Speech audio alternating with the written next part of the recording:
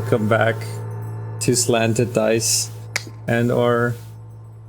No, we're already done clapping, Tiala. Don't need to clap again. So a few quick announcements before we get this show on the road. Again, tonight's sponsor is AmbientRealms.com. Check out their website. They have an amazing collection of different ambient sounds and atmospheres you can use. We've been using them in our game as well.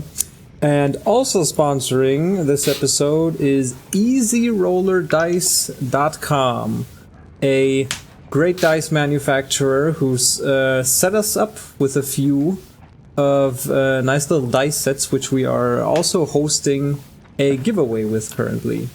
So you can check out their shop at EasyRollerDice.com, and you can check out the current giveaway, which is still live on our usual linktree/slanted dice. So that's linktr.ee/slanted dice for the giveaway. Alrighty. To catch us up, last session where we left off. Brandwolf, would you do us the honors with some input from everybody? Please, I hope so. To refreshen the barbarian's memory. Yes, because the barbarian can't remember more. I'm like Mick Rory from Legends of Tomorrow, Give me beer and I'm happy. We had finally arrived at this wonderful island that we've been hoping to see for many, many moons. And Blackwater took us right away to his hometown of Salt Marsh, I believe, if I'm correct. Mm-hmm. And we were able to get some rooms for the crew, and so that they're all taken care of, and our tortoise friend, Mr. Whose name eludes me. I spent. Oh, you mean both of Blackwater's parents? No, the drunk dude. No. That was a drunk turtle called Eirik. Yeah. That was Eirik. Eirik the Windblower or something. Yeah. Yeah. After Kader was able to persuade him and loosen his tongue a bit, giving him a nice little drink. Yeah. He spilled some secrets around the area, mentioning a haunted house which has been causing people to be a bit on edge since there was some activity going on there. And we wouldn't be the adventurers that we are if we didn't say, well, that's a haunted house we gotta check out. So, doing my best John Wayne there. So I hope that that'll probably where we will continue. But of course, after meeting up with Blackwater's lovely parents, his mom who likes to take care of the whole crew, even of the big barbarian. And I think at the moment, I'm wondering for everybody to know, DM, please fill us in. I would think Blackwater is not active today. Yeah, he won't be joining us today. Hopefully next week again. We had Bosco and Eleni Blackwater, who all gave you the possibility to sleep under their roof for the night, and became your hosts for the evening, giving you some peppermint schnapps. Oh yeah. As a nightcap. And we ended with a slight little nightmare our warlock Freon had experienced. And it is now, as you all come to consciousness the next morning, the first few sun rays are poking through the clouds, and the usual fog, which was around the area in Salt Marsh itself, is also briefly lifted for a bit. As you make your way down, you see Eleni downstairs, who's currently in the process of setting the table. You immediately get the smell of fresh bacon. There's fresh eggs down there, some some bread and ham off to the side as you come down. You see that it seems Blackwater has not made his way down yet, and Eleni sees the first few of you coming into the kitchen and just mentions, come on, I've been preparing breakfast all morning to get you all sorted out and ready to start in the day, wherever it may take you. It seems Blackwater has taken a little bit ill to my new peppermint schnapps. Has anybody else of you experienced any issues, digestion-wise or similar? Not gonna go into detail, Mom, but it really cleaned me out. Oh, that's good to know. So yes, help yourselves to the food, and whenever you are ready, Fosco and me will have a look in and get Blackwater back on his feet if you want to spend the day in town or otherwise. Well, we were thinking. And you see her as kind of like she's in the process of putting together a little tray. Yeah, we were thinking about maybe finding out more about this so-called haunted house, and I believe that there is a possibility for us to find a job and to help out. Do you have anything? Have you heard anything from the local, of course, about this haunted house? Found a notice board, didn't we? And there seemed to be an advertisement from Solmor, Anders Solmor, if you know anything. But he's some council member. I know that good Anders is part of the council, and I've heard some talk. He's apparently looking to invite local busybodies and adventuring troops and other brave folk up to his estate to talk over the whole malice this house has been causing for the locals here. It seems he also wants it taken care of. I personally would feel much safer to go up there to my beloved swamp orchid patch once this activity has died down, whatever it is. Ah, yes. But if Anders invites people, I know a thing or two. He's usually very eager to pay good money as well. I mean, he owns half of the town's fishing fleet and has a private one, so I think there's good money to be made if you want to check with him first. Yeah, definitely. Shouldn't we go straight away? Yeah, I think so. Yeah, after we had our breakfast, and since we're heading up there, should we, on the way back, pick up some swamp orchids, or if it's safe, will you go yourself and pick? Probably you have the better eye. If you can take care of whatever is up there and can just check in with me, I will definitely be thankful. The thing with swamp orchids is they are very delicate, and there's a specific way to harvest them, which I usually take care of. So it's enough if I know the road up there is safe again. Near the haunted house. So two axes and ripping out by the roots doesn't do, I guess. Okay. Oh. You see her kind of like there's this moment of where she like kind of just squints inside and just that's not the proper way to harvest these swamp orchids. As I said, they are of a very delicate nature. Could you point us towards the correct way to find this gentleman who might have a job for us? Exactly.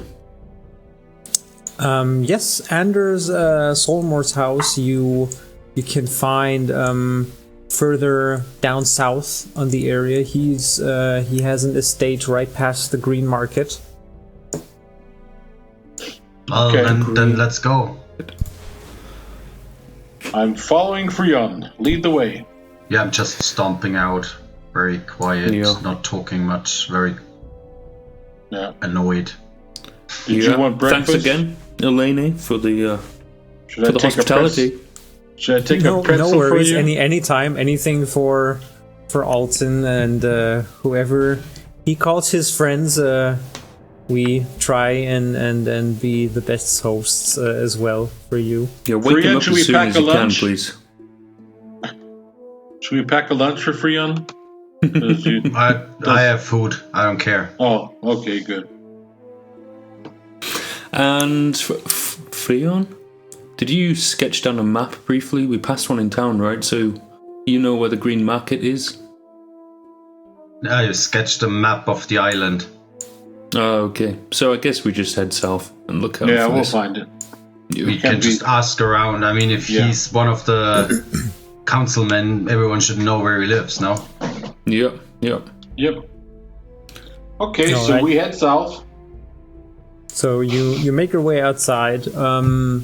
Strangely enough, it's as busy as it was the night before when you arrived, but now the mood is a little bit different as people are actually working. You see there's much going on what seems to be you pass a couple of roads and then looking off eastwards, you see there's another big market where the smell of fresh fish already wafts over as you go past it, and people are just like shouting prices, different fish names and amounts and other things and weights. You make your way across one of the largest bridges that pass across this river, which opens up and to the Azure Sea and splits this little town of Salt Marsh, where you see several small little stands and also small little shops, it seems.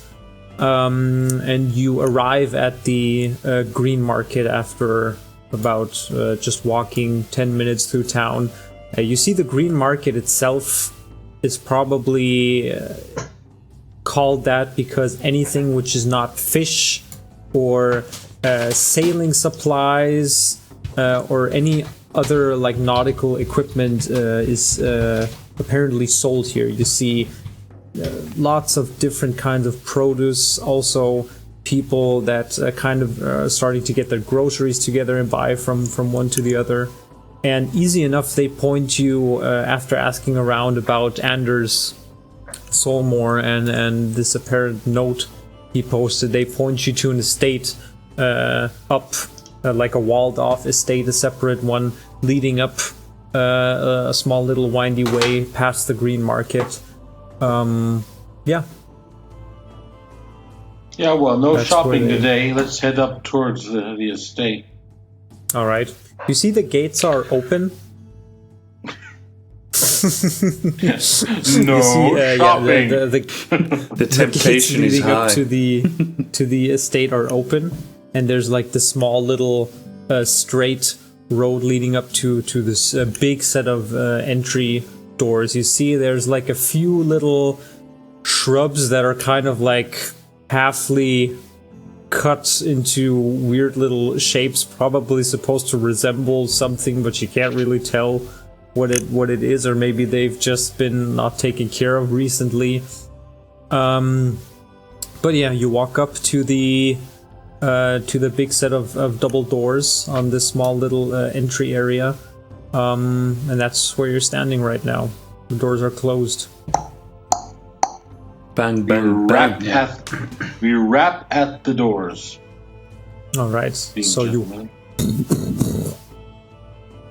I don't kick them in like usual. I gently rap.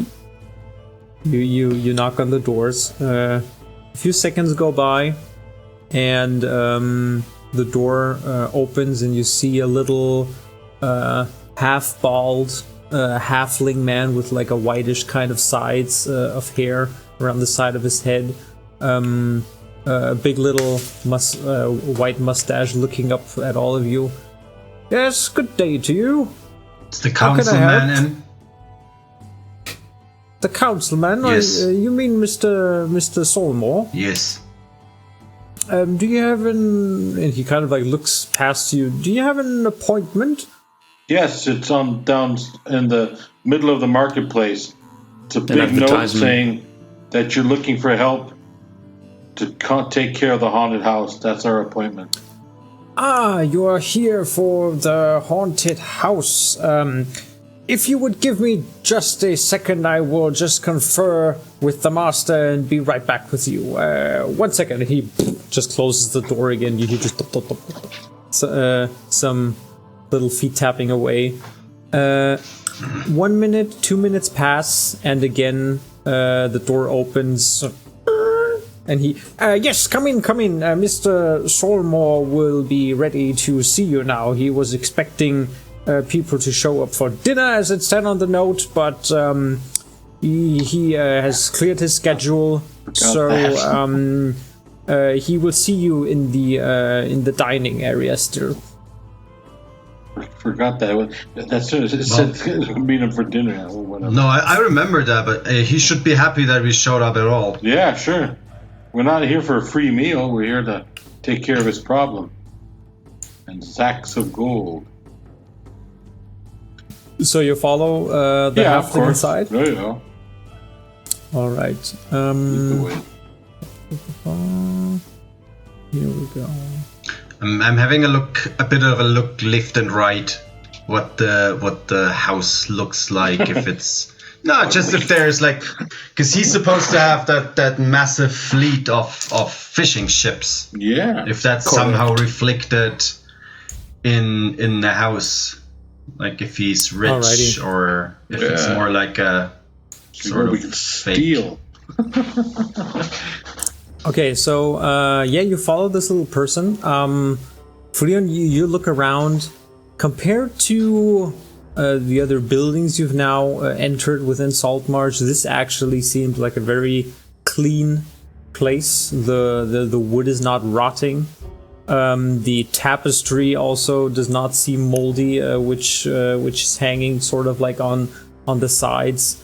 There are like several almost like wings looking to the left and right of you that kind of like expand to different rooms or areas of the house. You're not quite sure, but this seems to be a larger estate. You're then led straight ahead. You see there's like a big kind of like oldish golden or bronze type kind of looking chandelier hanging in this foyer area. He leads you past that, and onto the right there's a separate room which he kind of just like waves you inside and waits outside and gestures you to enter. And you see past that just the faint bits of like a table, and it's like not a dark room, but you get the sense that the curtains aren't fully open, so it's pretty dim. Okay, well, we enter, and anybody sitting there? Is this the councilman?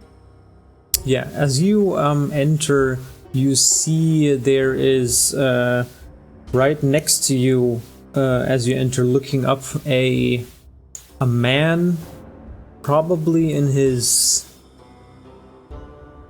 Give me a perception check, Brandolph. With my brand new beautiful die.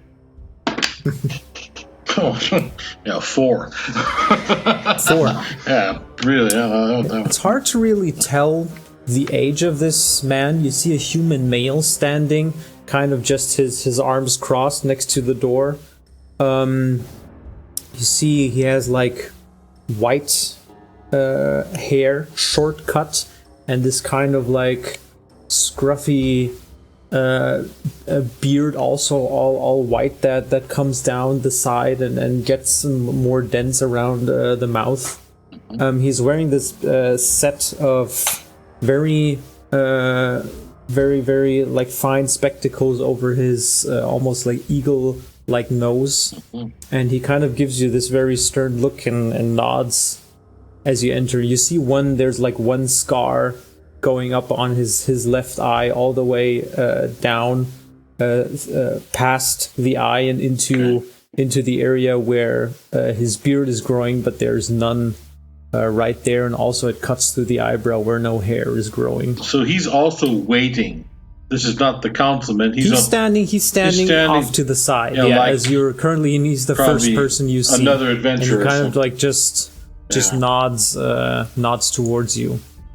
You see, as you walk in, then on the other side of the room, currently the process of turned to the back of you in the process of filling some glasses. He turns around. You see this very young-looking human male. You see this very perfect kind of almost wavy shoulder-long hair, which is tied to a little ponytail in the back, and you just have a few curls off to the side. You see no trace of a beard on him. He's wearing very expensive clothes. You see, like, there's this nice little reddish, like dark reddish kind of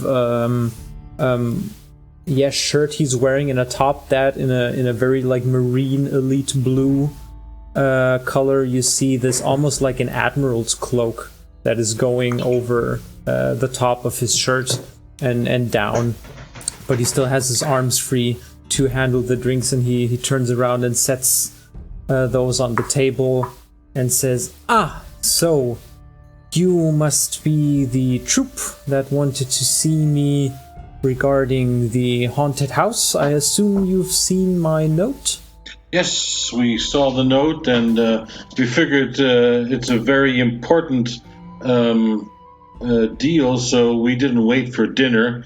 We're not here for a free meal. We're here to see if you need experienced adventurers, and it looks like you have other offers as well, pointing to the scarred gentleman standing next to us. Well, of course, but this is how rude of me to not introduce you. This is my dear friend and compatriot, Scarin Wave Chaser. He is a very good acquaintance of mine who has been helping me out also in this difficult time after I've lost my mother. I don't know if you've heard. Are you from Saltmarsh? I don't recall seeing any of you before. We have a close friend here, and we're I see. visiting family, but none of us are from here now. Well, that's totally understandable. We should spend all the time we can with family, as long as they are with us. We take them for granted too often. Sorry to hear of your loss, but yes, Mr. Solmor. Let's put aside these dark thoughts and have a little chat. I assume you are in the market for making some coin. Yes.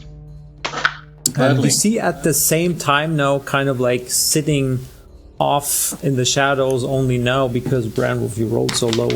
There's this other kind of older gentleman looking there. Compared to Anders, the clothes he's wearing they look almost like rugs. It's like scraps. He almost looks like a very, very run down, almost like a peasant. You see, like he has long, like partly filthy hair. This bits and pieces of his beard that are like missing or like grown very long. Like a very unkempt appearance, and he kind of like just eyes at you with big bulgy eyes, and he has like this lip that he shoves out a little bit, and he's just looking around the room towards Anders and eyeing all of you at the same time. Anders points to the big wide looks like mahogany like big dining table, which is not set currently, but he has like several. There are small little like coasters set around, and he pours a total of, what is it, 1, 2, 3, 4, 5. He pours a total of 6 glasses of a dark red wine on and places them atop them, and then sits at the head of the table and just gestures you to please sit. Let's talk business then. Sorry, Mr. Solmor, it's been a long morning. Please make that 7 dark red wines. Thanks. Oh, are we still expecting somebody? You could say that. Yeah. You can have mine if you want. Yeah, and mine. So you can do me. You can do me, myself, and I. So. Excellent. A nice hearty breakfast. As you all kind of like gesture the glasses over to Kadir sitting there now with 4 glasses in total. Solmor kind of like looks up and gives a look to Scarin, the man standing in the back, and then again to you, and just says, "Is there anything else I could oblige you with? Anything else you would prefer to drink?" Not at this moment. Cadet proceeds to just down one of the glasses instantly without even savouring the flavour. It's a pleasure to meet your acquaintance, Mr. Solmor. Oh, the pleasure is all mine. So I think some introductions are in order. Yes, please. Kader, by the way, the wine is very good.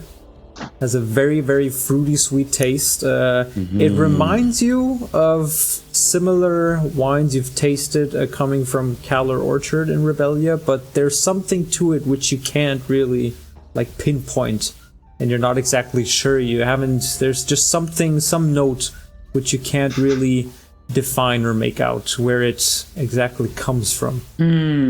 So, Mr. Solmor, this is an exquisite blend. May I ask where this vintage is from? Yes, it is. Well, actually, this particular batch I have currently opened, this bottle is from my private stash. I have been... I'm quite a collector, you might say. And this particular bottle is a very... I don't know if you've ever heard from it. Have you ever been to the continent of Revelia? I have indeed. In fact, we've just come from that very continent. Oh, interesting. Well, the wine itself, this particular bottle is about, and he kind of like looks at the label. It's come from some small winemakery in the southern reaches of Kalar Orchard, but it's about 140 years old. So it's a very... I am a collector, but somehow these halflings over on that continent just know how to preserve the wine and perfect their craft. I haven't seen anything like it before, but they are some of my favorites. Kader, our friend, he preserves wine very well too because it preserves him. So, it's not wasted, believe me. So...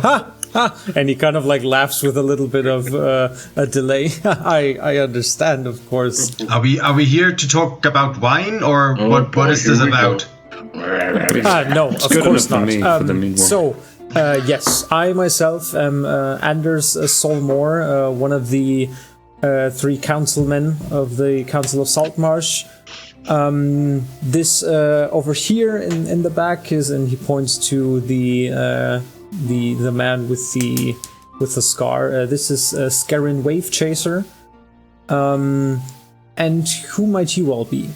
I'm Brandwolf. Next to me is Grumpy the Dwarf. No, sorry. I'll punch you slightly. Sorry. In the ribs. Yeah. In the ribs. Little joke. Sorry about that. No. I'm also an adventurer. You probably never heard of the Skilfing Hills of Revelia. That's where I make my... Oh, I know the Skilfing Waters to the west of Revelia. I haven't set foot in those savage Skilfing lands. I'm the last of my tribe because my village was... I'm also someone who doesn't have family anymore, so I'm always good for an adventure, and you... my condolences, good sir. Yeah. I make up with it. That's okay. I make up with it with a good fight, so I'm your man when it comes to drawing blades. Yes, that sounds just like the guys and the type of people I need for this task. No. The rest of you want to introduce yourselves? I'm Grumpy the Dwarf. This is Drunky and I'm happy. That's Cutie down there. Okay, Mr. Grumpy it is then. I'm Idris Kader Idris. Pleasure to meet you. The pleasure is all mine. And you, fine lady? My name is Tiala. Tiala, okay. Well, now that we know each other on a semi-first name basis, I think it is time we can talk a little bit. The other gentleman who's been eyeing us with interest. Oh, yes, of course. And he kind of like turns around and mentions, kind of gestures to the old man to come forth. This is Mr. Briggs. He will tell you. We will come to him in a second. The tour guide. So it seems the matter I have called you in. I take it you read the note. The I don't know what kind of stories or rumors you've heard so far of the haunted house, which is to the north within the Hool Marshes of Salt Marsh. It's been kind of like taking a toll on people, and people have been avoiding the area for no particular reason other than these rumors. At least that's what they started out as. And he kind of like gives Scarin a look in the back and nods, and you see him go over to the dining hall door and now like closes it, and then returning back to his position where he was, just leaning against the wall and eyeing every one of you at the table. It has come to my attention that apparently there was a young woman of the locals. A young woman was found dead on the shore not 2 days ago. And I have... we are not quite sure yet. The abduction on her is still out, and they're still examining her body on what exactly the cause of death is, but... There's just something, these kind of things have been happening together with the rumors of activity of this haunted house, and as long as this is not resolved, I can't sleep well with something on the mind. You see, Saltmarsh is my town. I want my people to feel safe. They look to me as a council member, and I have brought this up at the council several times in the last few days, but they either don't see the need or don't want to invest the time or the resources to take care of this matter, so I am taking this into my own hands. Beg your pardon, Mr. Solmor, but yes. This is an island surrounded by many miles of ocean. This body could have come from anywhere. Why do you associate it with this haunted house? Well, that is exactly the question and the kind of thinking I had in the beginning as well. I was thinking, well, the surrounding waters are so large, of course the body could have come from there. But as my good friend Scarin over there reminded me, a body would not float that far just to be washed ashore unless there has been some battle or anything else of that sordid matter taken place shortly a ways offshore, and we haven't seen or heard any reports of that. So I do believe that it must come from somewhere up or down the coastline, perhaps. And if this woman by some reason died in the vicinity of the house or in the house and maybe was disposed of, I'm not quite sure. Is the house empty? Was it occupied by someone before, or who is the haunt or the ghost supposed to be? Is there rumors of what we would be facing? Well, this is where Mr. Briggs comes in. He's an old poacher, who usually hunts or has hunted in the marshes near Salt Marsh, in the Hool Marshes to the north, and he, well, Briggs, why don't you tell these fine folk yourself? He says, and kind of gestures like you see Briggs just like looking at you, and says, well,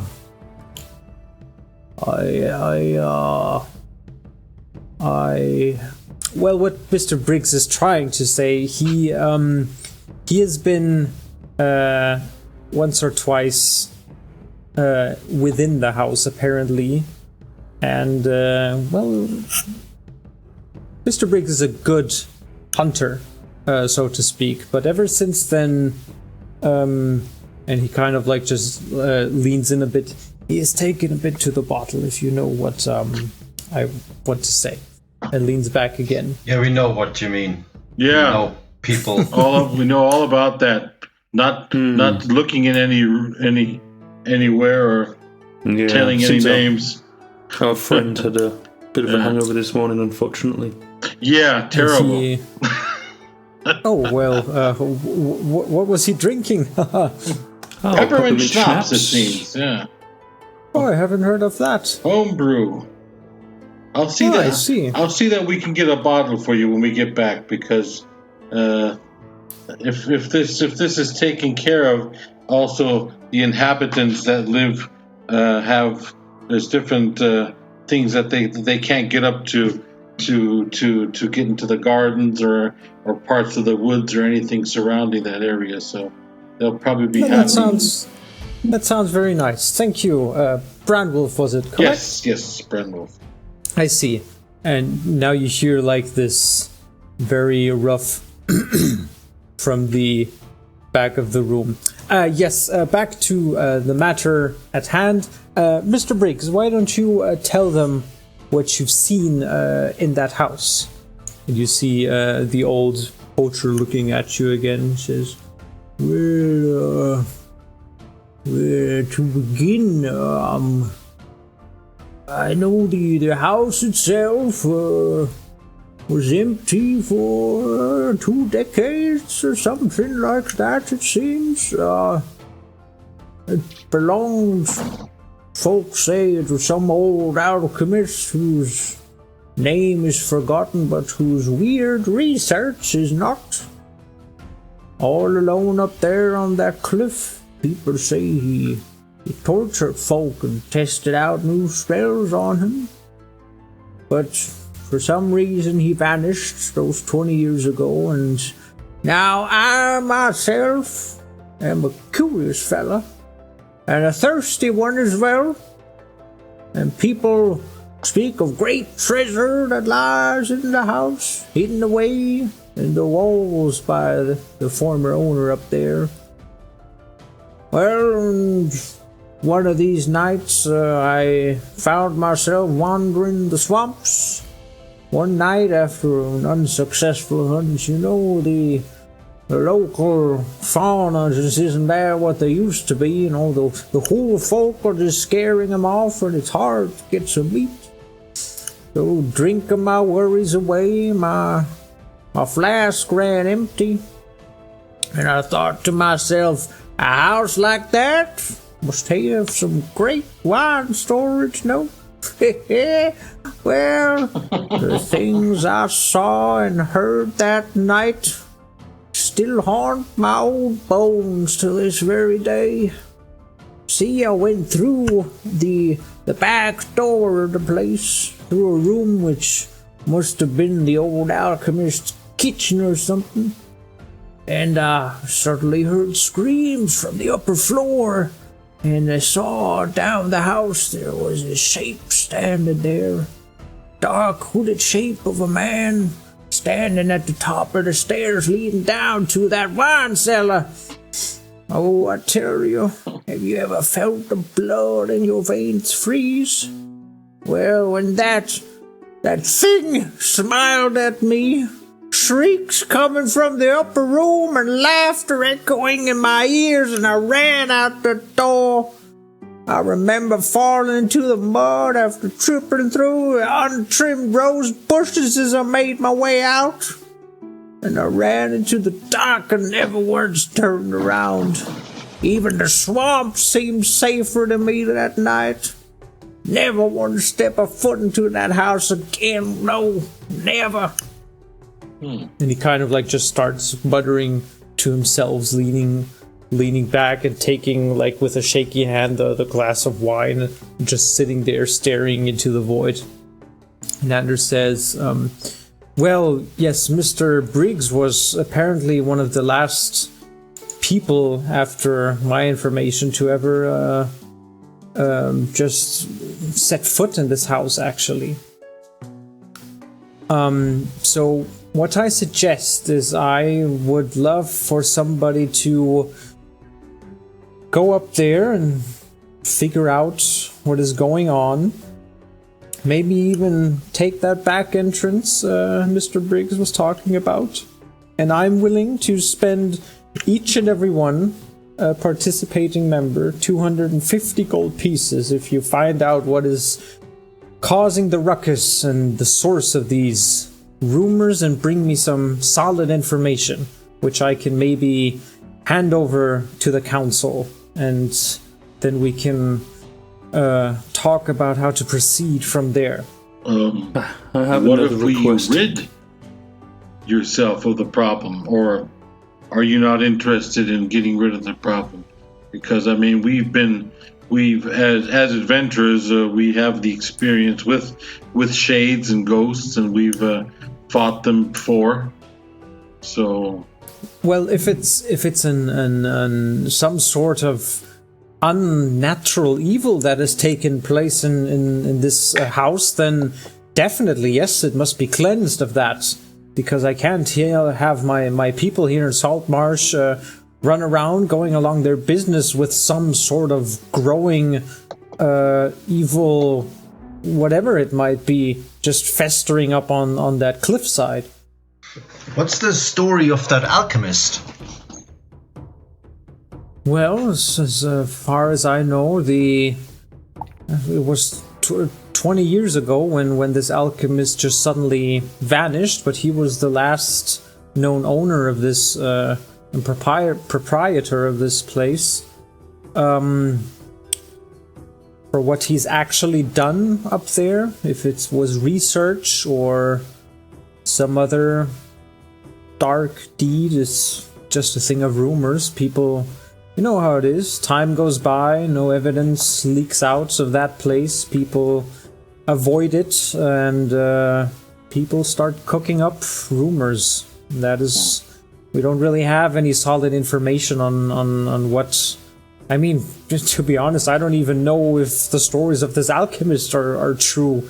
That is why I need people to investigate this place. Maybe get some answers, something we can tell the local fishermen and sailors, and also what some of the fishermen have been saying, that they've been seeing further out sea strange lights coming from the island, from which my reports coincide that this the source of these lights were for some reason also coming from the area of this house. So I'm not exactly sure myself. Okay, sounds like a good old ghost hunt. I'm And intrigued. So you have experience in this? Yeah, that's what I was saying. If we can solve it, then we'll solve it. I mean, we're not gonna. I don't think. Here. Yeah, we're not gonna just go up and be risk our lives for some 200 gold. We wouldn't be here if we hadn't had experience. And so speaking of the 250 the for information, and that's why I was asking. Well, what would it be worth to you if we rid you of your problem, not just information? Well, I suppose we can maybe talk about some sort of extra deal. Because we have a ship that we have. I don't know who we're paying the rent to for this. I don't know if you own the shipyard, and but at the same time, I think that before can you note down the ship's name? Oh, for it's me, the good ship Indecision. The Indecision. We just threw anchor yesterday, and the Indecision. What is the number of your fleet, Solmor? Excuse me? The number of my... Fishing fleet. My fishing boats? I have a total of... And he kind of like looks over to Scarin, who sits there like motionless, and Anders looks back. Why is that of interest to you, if I may ask? Well, I imagine it's somewhat of a monopoly in this area. And there are rumours in the town that your fleet is putting independent fishermen out of business, and it's a threat to their livelihood.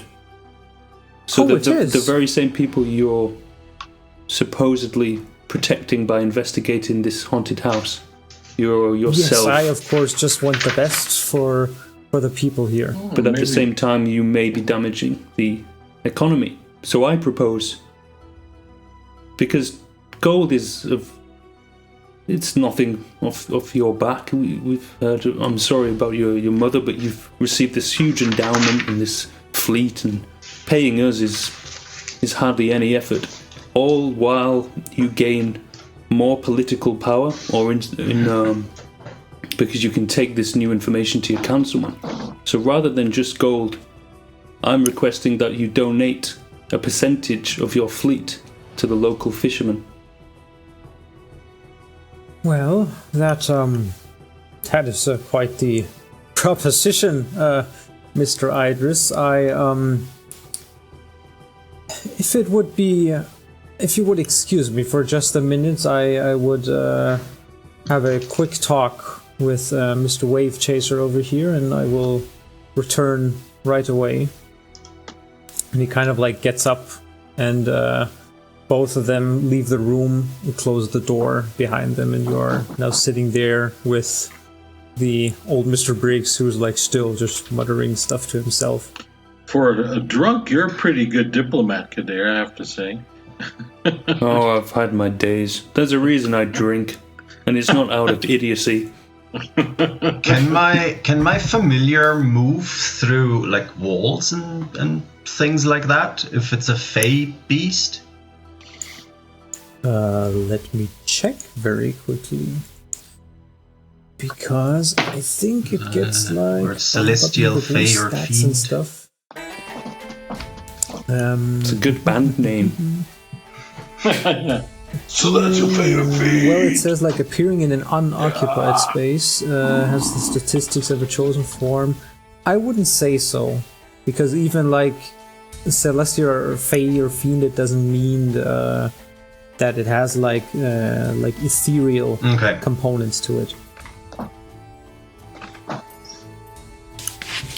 So I was wondering before he gets back.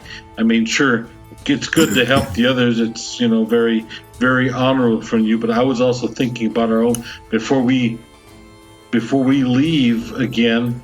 Our ship might need a little bit of a haul over, and if he has this big fleet, he probably has a hell of a lot of people that know all about ships, boats. They could probably polish up our vessel to make it really tight. I think our ship is gone. Mm-hmm. You think they've left? No, but I think, which might be a bit of a way out idea, but I think that this Wave Chaser guy is from that Scarlet Brotherhood. Why would he be standing there? And I don't know, it's just a feeling. Why would he be there with the councilman? Now they have to talk about the fleet. Yeah, I find that a bit off. Briggs, what do you know about this Wave Shaper? You see, Briggs is not paying any attention at all. He's like, he's sipping his wine, murmuring stuff, and he's kind of like also in the process of just sleeping off. So yeah, I don't know if it might be good if I don't know, Kadir, you're quite diplomatic. Never again. Never again. What if we just poke him a bit for the Scarlet Brotherhood and we observe Wave Chaser as well, how he reacts to that? Yeah, that's a good idea. I'll say, let's pretend for a moment maybe that we're in favor of the Scarlet Brotherhood. Yeah? Yeah, and see, at least gauge their response. Yeah. Just to see if there's any response at all, or in what way they're responding to that. Yeah, it's a good observation. So you see at the same time, the door opens up and you see Skerrin coming back in without Anders. You see him kind of standing at the opposite end of where Anders sat, where he stood before, kind of just leaning onto the table and saying, "Gentlemen, I have to be frank with you." Hi, Frank.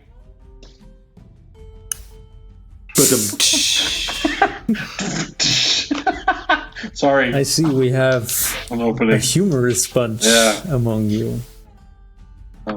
Young Anders always tries to do what is best for the people of Saltmarsh.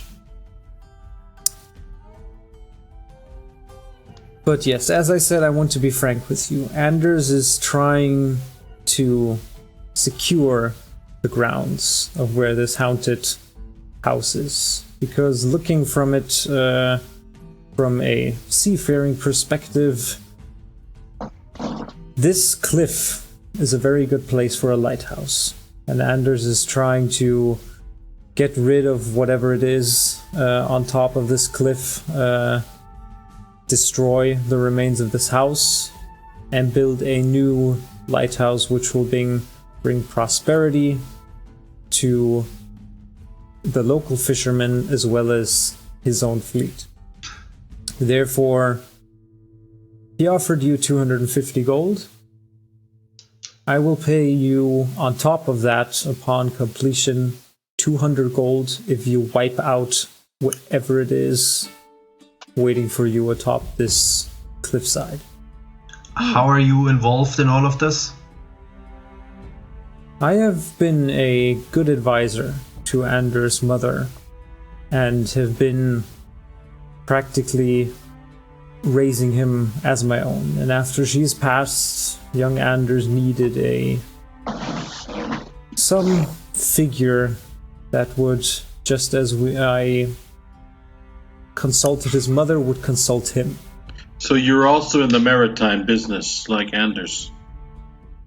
I have a few good sailing hours on my sheet, yes. Could I do an insight check on him? Yeah, please do. Sure. Please do.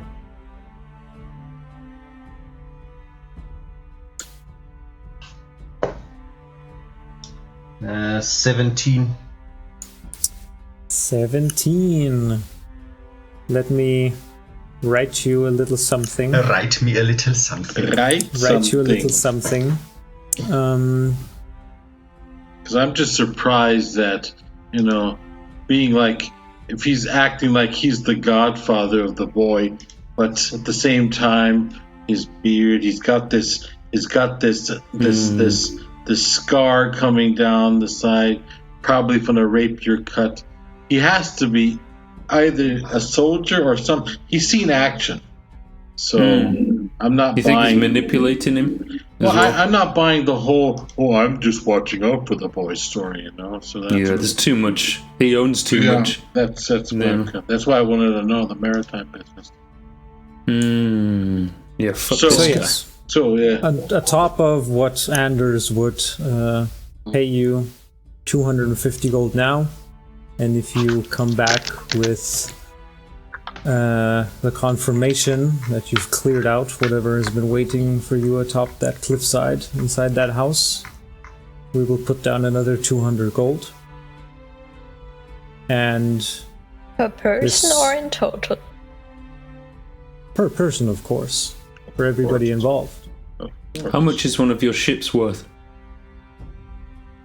One of the fleet. The fleet? Yeah. Mm-hmm. Jesus Christ, let me look it up. Jeez. One Jesus second. Christ. That's Never heard of that guy before.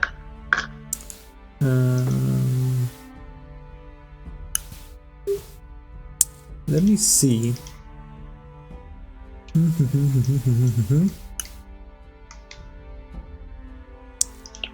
Well, I would say Rainbow. Nice.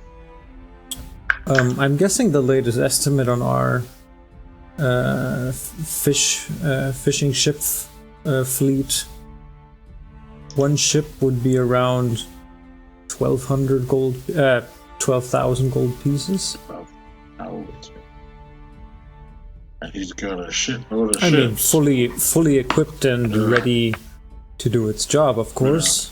Yeah. Why, are you interested in buying, Mr. Idris? Not in buying, no. We're in the market. I'm interested in the donation you're going to make.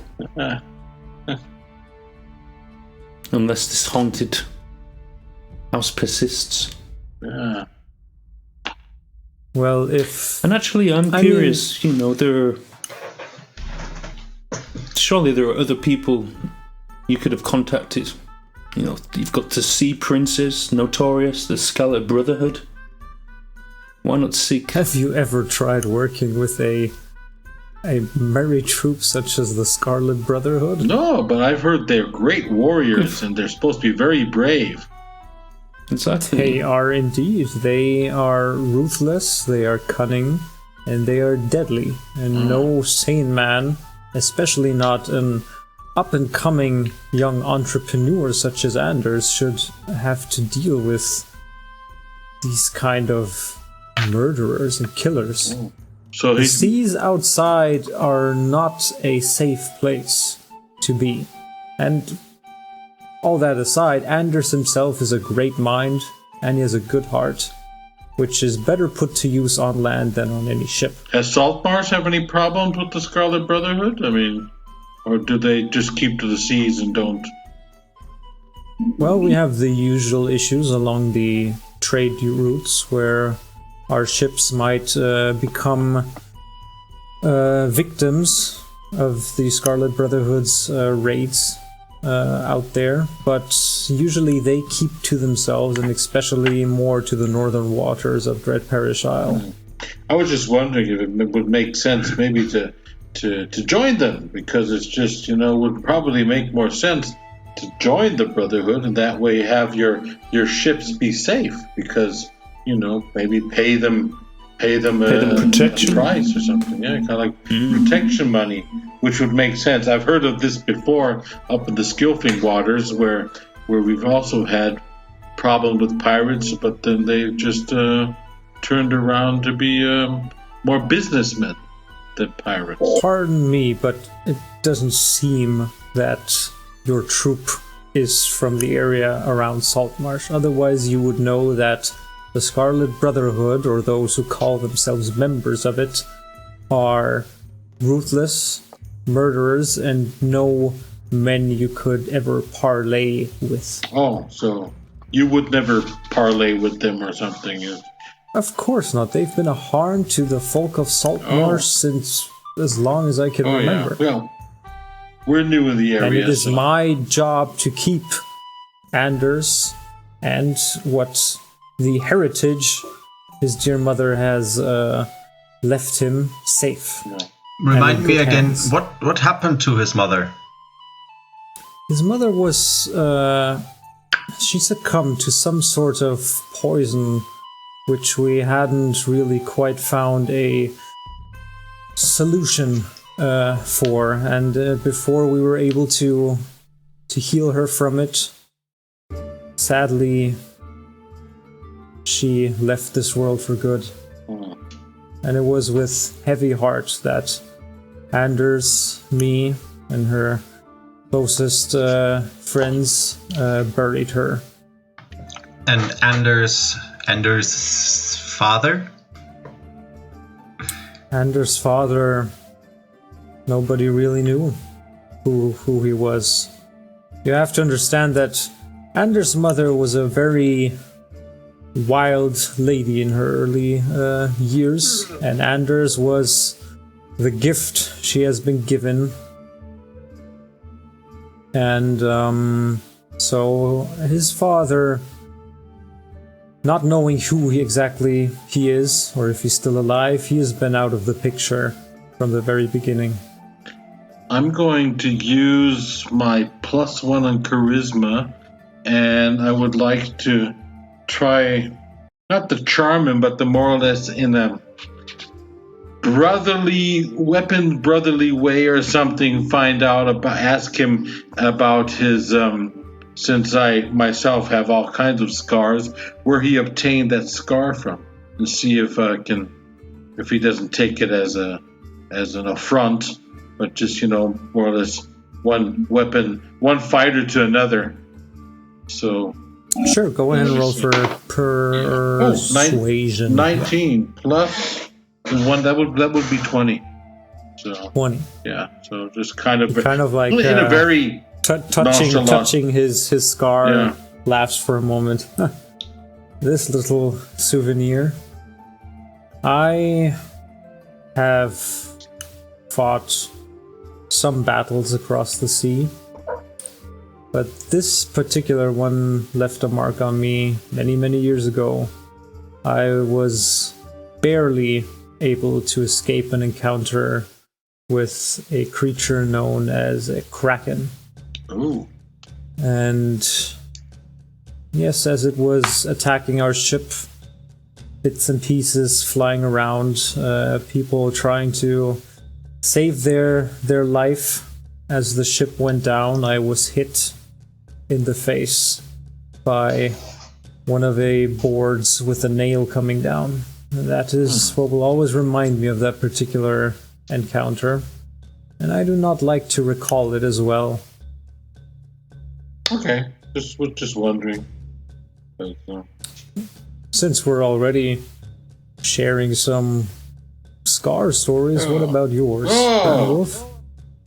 I have many scars. Let's see, the latest one, these gouges here, that was against harpies that tried to claw me away, which we fought against a few nights I've back. had a few encounters with them in the reefs around the area. And over here on my back, if you see this scar here, this is from a dragon, a yellow dragon, which we fought, and I beheaded it. And if you want to look at our ship, you'll see the skull of the dragon, and and everything, bits and pieces. These are all little memories of fights I've had, and of You know something, Brandwolf? And I'm going to be frank with you again, we need people like you here in Saltmarsh. So if you're looking for work, stick around, and we will see what we can do. Also, you said your ship was the Indecision? The Indecision, yes. Correct. If you give me the captains and crew names as well, I will see to it that your docking fees are clear for the time being. Oh, that'll be great. And returned upon your return to the ship. Oh, that's good. As well. That's Captain Blackwater, and I myself am the boatsman of the crew. Kadir and is... you see him also like take down the names. First mate Kadir, and pocket secretary, and tell him all the other information which he needs. And much obliged. That sounds good. And I'll let's check out the see it as my personal little favor on top of the already promised rewards. Yeah. Okay. Well, then point us towards the house, and I believe we're ready. If no one else has any questions, ready to check it out. I would like to seal the contract with Anders. He's the councilman. I would prefer to discuss it with him also, and I'm still not pleased. I will call him back in, and you see he leaves the room for a minute. While he's gone, I'll share with the others that when he was talking beforehand about the the relationship with the mother that seemed kind of not right. It didn't. Something didn't sit right there. It just didn't fit, or something about him just doesn't fit in the whole picture. So somehow he's not telling the truth, and so he's hiding something. Yeah. We need Anders on his own, really. Yeah. You see, and now the door opens again, and it's only Anders returning, who is. You already see he has like the small little pieces of parchment. So yes, I've just prepared and gotten the contract, which I would like you and every participating member to sign. It seems Scarron just told me that there will be, upon completion, and you presenting any information you might find, another 200 gold pieces. Is that correct?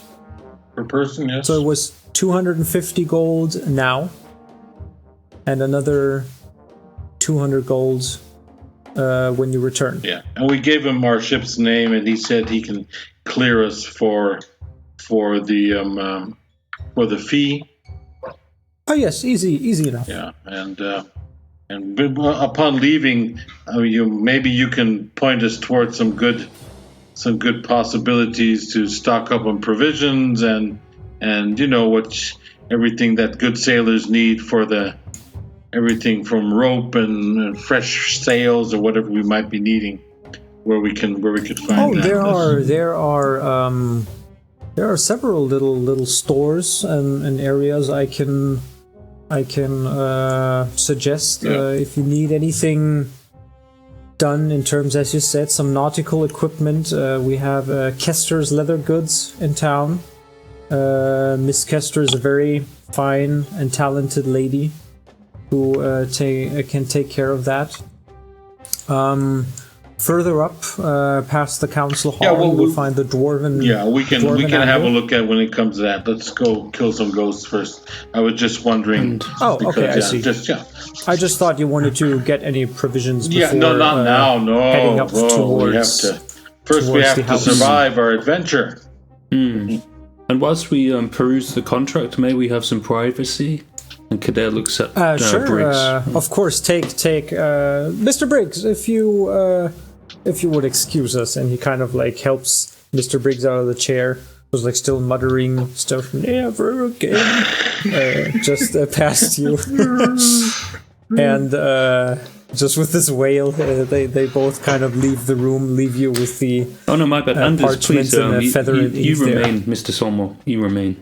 Just some privacy between yourself and us, the group. Maybe Biggs can go check out the wine cellar. Currently, after Briggs left the room, it's only him. Yeah. Scarron hasn't returned. Yeah. Sorry, my bad. Perfect. So. Yeah, it's just you.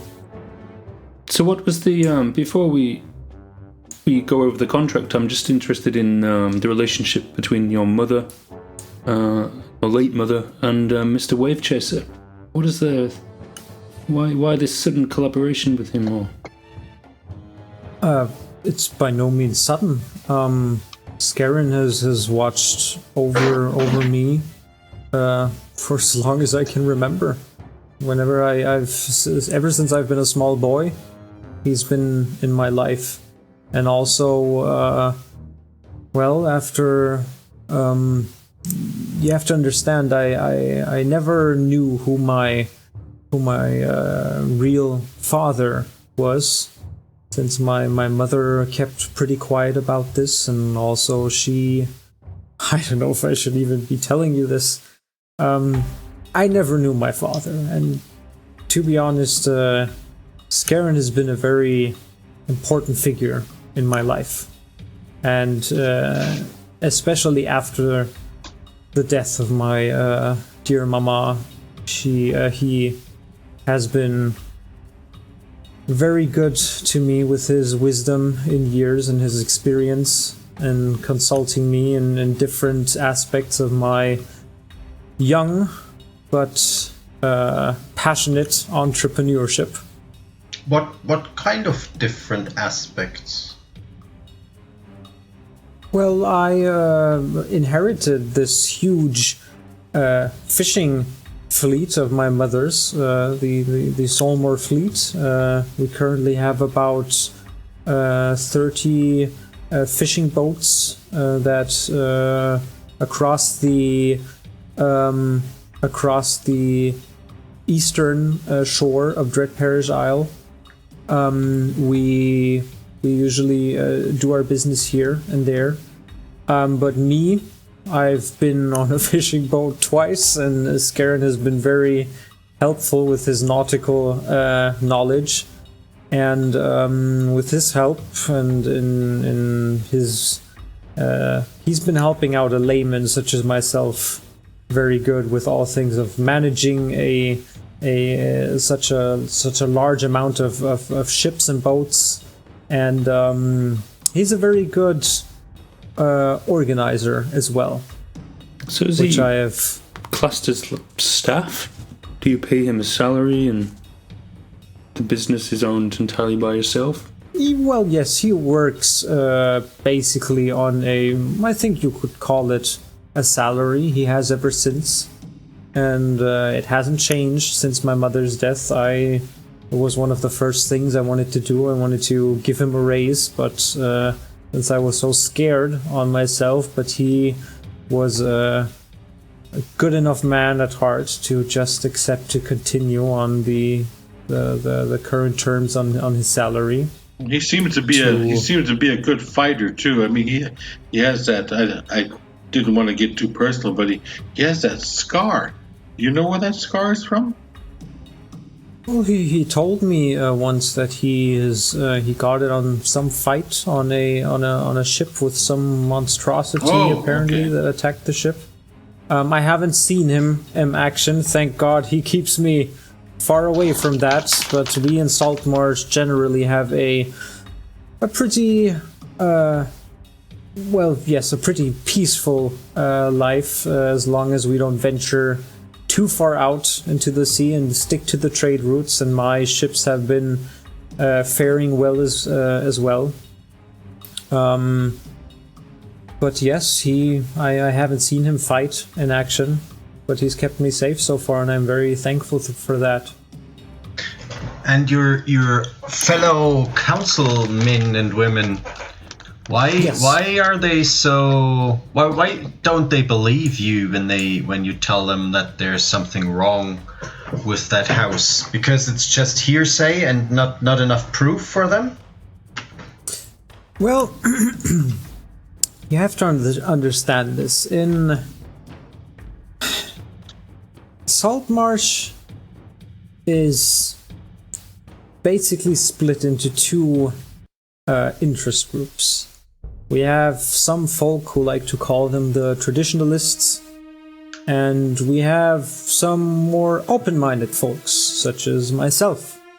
The Rebellion King's Empire has been keeping the old coast road and other smaller towns like Seaton or Burrell further in the mainland of Dread Parish Isle safe.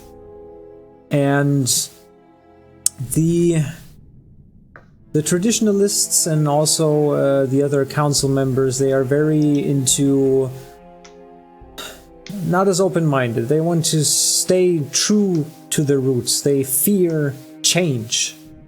And change is something that Saltmarsh desperately needs, since this town has kind of a smuggling problem, which is not often talked about or overlooked. I know for a fact that other council members might have been in some shady business themselves, but I do not have any proof myself. But these smuggling operations, this is something I have on my agenda to get under control. What's your opinion on the dwarves mining? So far the dwarves, the couple months ago, they started their work down south. They are like myself, entrepreneurs. They apparently have a writ from the Rebellion King, and to open the mine down there. I don't exactly know. I think they are working on his authority, but I haven't been. I mean, I'm busy managing a fishing fleet. You see, this is my main métier, so to speak. The dwarves and whatever their interest is so far hasn't really come to light, and I did not have the time nor resources to look further into this matter, especially with all the dealings with that haunted house going on and taking a toll on my restless mind ever since. One more question, since everybody's being frank, do you believe that the house is haunted? Or could it be like, since you're a man of the future, you plan on doing things here, you probably would like to build a lighthouse for safety right up there. Could this be maybe a front from the traditionalists trying to scare away new business? Or do you... What exactly do you mean with a lighthouse for safety? Oh, you're what's his face? Scarface. He just Scarin. Yeah, he just mentioned that this would probably be good if you could get rid of whatever spook is up there, that you could use that property for. So that is why he's paying you extra. I didn't know that he disclosed that information to a bunch of, I mean, pardon me, but you are not from here. You are new group, and I usually, well, I don't mistrust new people, but you have to be, as a man in my position, be very careful what kind of information you share. Yeah, well, now we know the information. Scarin deemed it necessary, then there's no harm done. So do you think that there's ghosts, or do you think this might be the traditionalists trying to scare people away with games of light and trickery and maybe some kind of illusionistic magic or something? Well, to be honest, I'm not quite sure. The thing is, with the stories, the people of Salt Marsh, probably like people everywhere, they tend to exaggerate mere facts into fabrications of imagination. But on the other hand, something I was taught very early on is that every rumor has some seed is born of some seed of truth. So I'm not sure. That is why I'm hiring adventurers such as yourself. Yeah. And thank you again. You are the first group that has approached me so far to investigate. And that is why I also want to have some sort of information of what's going on before deciding anything rash. Because if there's some sort of, I don't know, unholy ground or monstrosity, I don't want to send you to your deaths and just be trying to live with that on my mind for the rest of my life. Yeah, well, don't worry, you're paying good. I'm glad to hear that. So have you signed the contract then? Are we coming to an agreement? Is there anything odd in the contract? Make an investigation check. Or no, you know what? In this case, make an intelligence check. Alright. 14. 14. The contract seems to be okay. You don't find any hidden clauses or such. It's a pretty simple contract. It does decide on the fact that you get 250 gold pieces in advance on the good of on the base of trust between Anders Solmor and whoever signs below the lines each, and upon return with solid information as Anders deems fitting and adequate, he will reward you with another 200 gold. There's no mention about the docking fees or anything like that. Yes, gentleman's agreement. Along with the donation of a ship. Yeah, could you forge that in without him noticing? Yeah, I do have a forgery kit actually. So yeah, who's signing? I think Tiala already signed. Yep. It seems. I didn't even read it, I just signed. What is this? Quill and ink. I put my 3 X's. Boom. Well, I can. BBB. No, I can write. I'll sign out of curiosity more than the need for this kind of gold. All right. Yeah. Good. Anders lights up, puts together the documents, and says, "Well, it's been a pleasure meeting you all. I hope we see ourselves again very soon. If you plan on going into the marshes anytime soon, be sure to pick up some rags or some sort of mask, because there are reports that the Hool fever has been increasing among the locals, and these swamps can take their toll even on the most healthiest person." Will do. And before we leave, sorry, who first proposed the concept of the lighthouse? Oh, that was something I thought of one night to the other, and because I was thinking how we can maybe not only my fleet, but also with all these reefs around the island, which makes docking or coming close to the island a dangerous task unless you lay anchor here in Salt Marsh. We wanted to just keep people, keep the trade supported, and make it as easy as possible.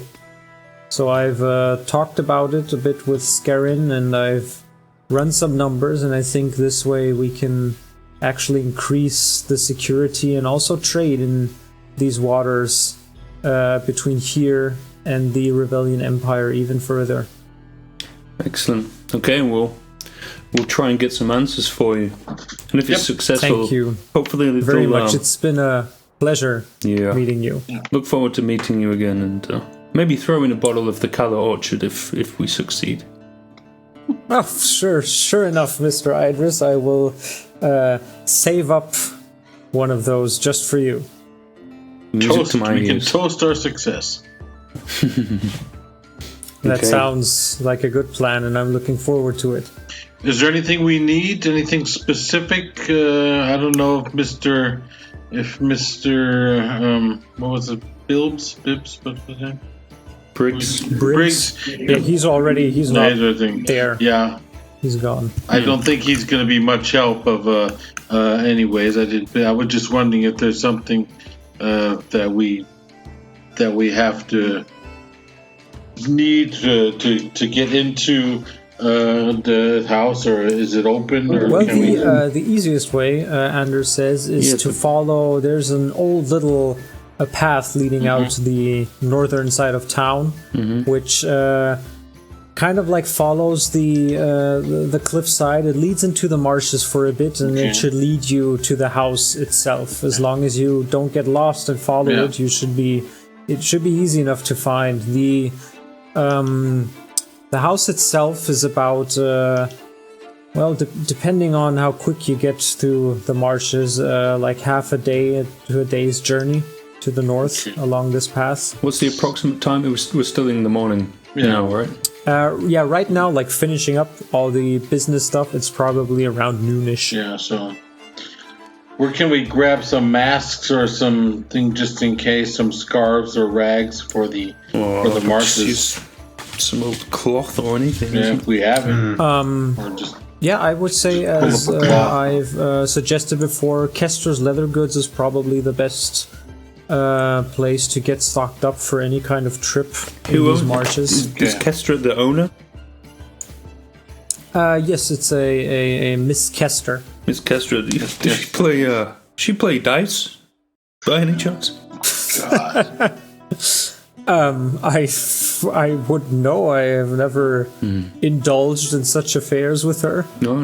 Just out of interest. Never mind. You and your loaded dice. Hey, look, could be free protection here. Balder's bones. For a few rags that we need to wrap around our face, exactly. You're gonna play with those. No, I can just take our it's my clothes. charlatan heritage. It's hard to avoid, isn't it? Okay, we're gonna head out. Thank you very much. Anybody else has any questions? Let's head towards. I mean, do we really need anything like that, or do we? Well, theoretically, this is just I guess it's just the putrid air that you're not supposed to breathe in. So if we wrap our cloaks around our face, we each have a cloak. We should be good, because I don't want to walk around, go shopping again. That sucks. I want to head up there now. Use the daylight. Yes, I would like to have that done as quickly as possible. I need to go south. Yeah. Okay. And you have to find out. Okay, so we're heading up towards. We have our cloaks ready to wrap around our faces if we shouldn't. Okay. And so you're not going shopping anywhere? No, we don't need to go straight shopping. out. Yeah, straight northwards. We want to get up there, so we arrive there. We're eager. Welcome to Ambient Realms. Your role-playing sound adventure begins now.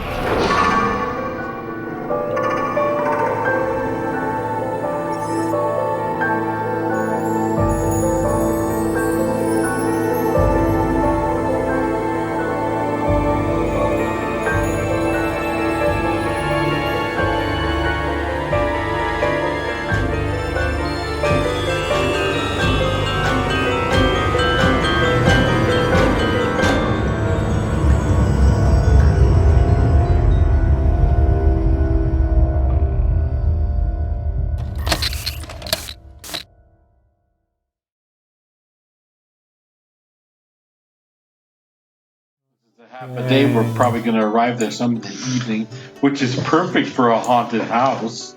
Great. So my theory about Wave Chaser being in league with the pirates, might not have been right.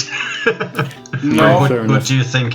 No, but I think he might be in league with smugglers, and I still have the feeling that. I don't think we're gonna find ghosts. I don't think so either. No, I think we're gonna go up there. We're gonna find some kind of. I mean, you got some drunk little dude talking about, there's ghosts up there. I'm not gonna go anymore. Yeah, sure. I mean, any minor magician or illusionist can make a shadow appear, a shape appear, have something scream around, and and then scare away anybody else. Because why would you want to scare something away if you're hiding something? And if that is up there, a base of operations for smugglers, why not? Of course, get rid of them so that you can take over. So let's see what we find. I think Solmor speaks in earnest. Like I unless he's as good a charlatan as I am, then I'll pat him on the back. But I think he's trust him. Yeah, he's got this naive kind of innocence. Yeah, exactly. I think he's straight. It's questionable as well. Okay, his mother's died, but he never knew his father, and it seems he never questioned that either. Like, where did he go? Who was he? And he's just accepted this Wave Chaser as this alternative, when there's so much to gain from Wave Shaper's perspective. He sees this broken family. He may have even murdered the father, God knows, but you never know. There's something not quite. And we don't really know how the mother got poisoned. I think I guess it was the same poison that Blackwater's sister. Exactly what I was thinking. From. I think so too. And I'm not buying as a thing with the scar. I'm not buying a plank going through his head, having a scratch with a nail because he fought the Kraken. That's a bunch of bullshit. Come on, man. He's a seasoned fighter. Inclined, and you can see this wealthy family. They've got this naive young son who is going to get everything when his parents die. Yeah. And why not kill his parents and kind of groom him to your advantage? I think so too. It's plausible, but We need to investigate more. Yeah, but let's go check out we're that on the base same of wavelength operations. at least. What does Tiala think? She's awfully quiet. Yeah, what do you think? I want to chase some ghosts. That's You what want I'm to chase thinking. ghosts, yeah. Fuck this political shit. I have a feeling we're gonna. theme music. I have a feeling we're gonna find the Scarlet Brotherhood and a whole bunch of smugglers up there. But that's okay. All worth killing.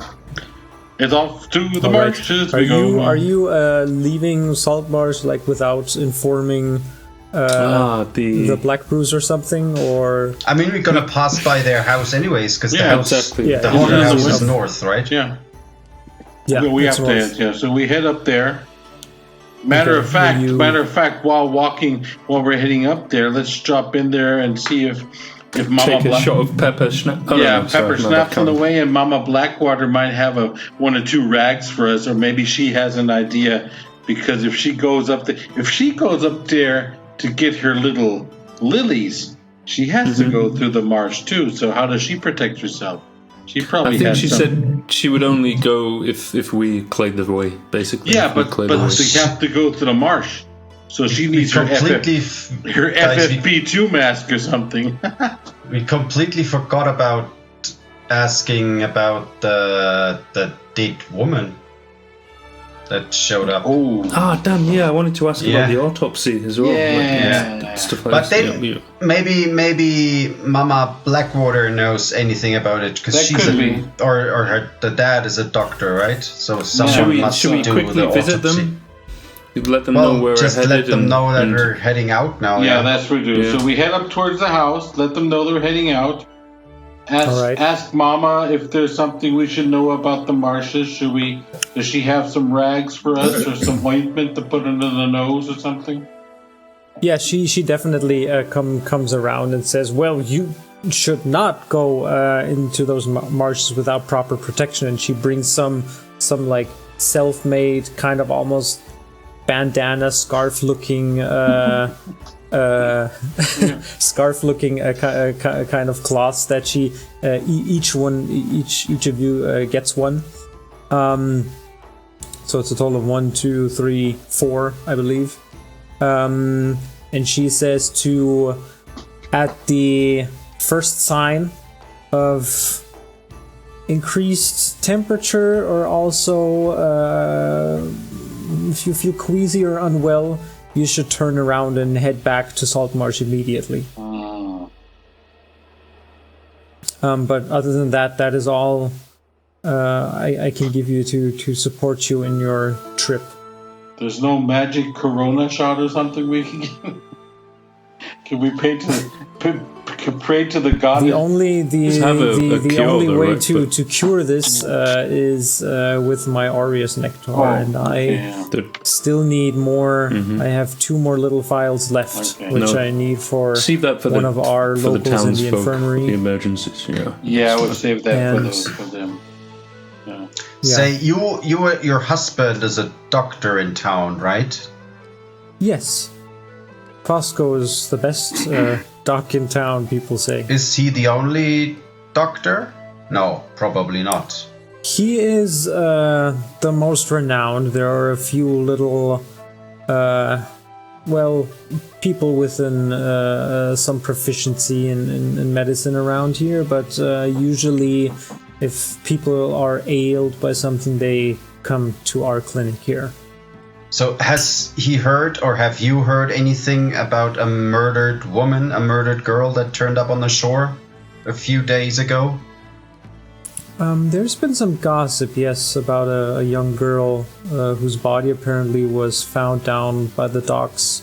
They've taken her up to the local church, and I believe Fosco is there right now inquiring about the whole situation, actually. But so nothing, you don't know any more except that she turned up and this deed? No, I mean, the women here have all kinds of different stories. Yes, people, of course. Say that she's been murdered over some dispute here in town and just left down there. Others have not really because the thing is, nobody knows the girl, at least those who have seen the body, and nobody is missing here as well. Yeah, that would have been my next question if no we're one not knows exactly her. sure So she's who not she from is. town. Oh well. Okay. Mama Blackwater, say a prayer to Holy Pfizer. It's We're gonna Black head Blue, out. actually. Oh yeah. Why is he called Blackwater then? Is that just his fighting? I don't know. His It's fighting some name Wow. he came up with. Okay. He had it since he was a young child. Yeah, but Just a nickname the others Nickname, okay. gave him, I assume. okay. Well, tell him that we'll be back, and hope that he feels, He's still better soon. feeling a bit queasy. He's Ah, been it's puking okay. his guts out. I think I might have overdone it a little bit with the peppermint. Maybe he's I allergic or something. think it was great. I need to find out about the. Tell him correct hair of the dosage dog. it. Have another swig. That's where it always works. Yeah, it always works. I will. All right. Hair of the dog. Kader is in like the strongest agreement ever at that proposal. Yeah. Okay, Well, thanks, so we lady. head up Yeah. towards Should the we north. should we go to the where the Temple of Harissa, is that where they?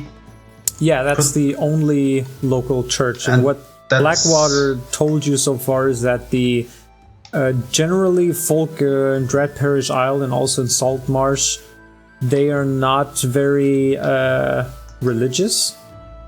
Or everybody just keeps to themselves, but the Temple of Marissa is the only temple which has been established here several years ago,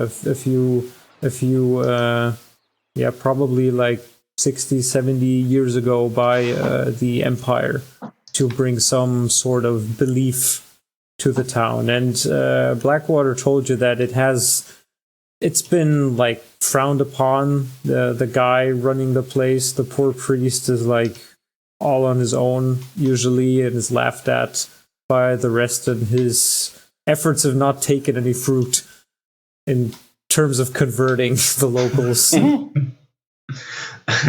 But we basically pass by the temple if we are going north, Yeah, it's right? like so we could it's have basically a quick, your last, quick look-see. one of the last buildings Yeah. together with the graveyard, Yeah. which leads up to the north road leading into the Hool Marshes. Just I don't know. It might be interesting to see Yeah, we should if do there that. is any connection. Maybe Tiala, with her knowledge about medicine, Yeah. That could would have a be look good. at her as well. And Yeah. I don't know. Can you talk with the dead, Tiala? Nope, I can't do that. Okay. Maybe Kader, are you able to speak with the dead? No, unfortunately not. Just Elvish and Abyssal and Common. Am I able to speak with No, I'm not able to speak with the dead, unfortunately. I only I speak with think my ancestors. When I'm drunk enough, I speak with my ancestors, but I think that used to be when I would rage, but now I have a different way of raging. I've changed my know. raging nature. Because there is a spell, isn't there? Yeah, but I think it's mainly There's a spell, clerics. Mm. All right. Like religious people. Yeah. Not necromancers? Oh, actually, I can learn that. Nice. Speak with Dead is the spell, I think. Yeah, it's you're for bards and referring to. clerics. Okay. Yeah. Well, How long do you need to learn? I need to craft my flute first, learn a few more songs, and you know. All right, so you make your way past. You make your way north, and you come up to this temple. You see that while the building itself, it resembles kind of a church, but is also more like a ruin. So what was once built here has probably been long gone, and whoever is taking has taken over the the temple has now made his home there. So yeah, the doors are wide open as you approach it, and you look inside, and it's like this unlit, but like through several holes in the wall and roof, kind of where the sunlight is poking through. It's being lit up. You see this big cathedral-like room. Yeah, should we have a quick look? Yeah, I'm gonna stand outside and have a smoke. I'm gonna have my pipe, and because there's no reed with a big barbarian running around in there. I'll just kind of look around and see if there's any interesting characters walking around or something, and just smoke my pipe and wait for you guys with the news. So as you enter, you see there's like these dilapidated like benches, partly broken around. There's like just a few, like a total of 6 or 8 benches, and only like 3 or 4 of them are actually still usable. The rest are like broken down and rotted away. Kind of looks like a church where the funding has been caught in every aspect. The big stone altar in the front has like a big a corner of it that has been broken off. And you see there's this in a black cloth and black robe, and a small little stout human man, no beard, like a little frazzled ring of hair around his head with some big bald spot on the top, and he's kind of like walking back and forth in front of a door, which is behind the altar, a wooden door in the back, and he looks at you as you enter. Well, visitors, welcome to the Temple of Marissa. Children, are you seeking consultation? There's no sermon planned today, but well, I guess we could maybe improvise something if that is what you seek. We're looking for the dead girl.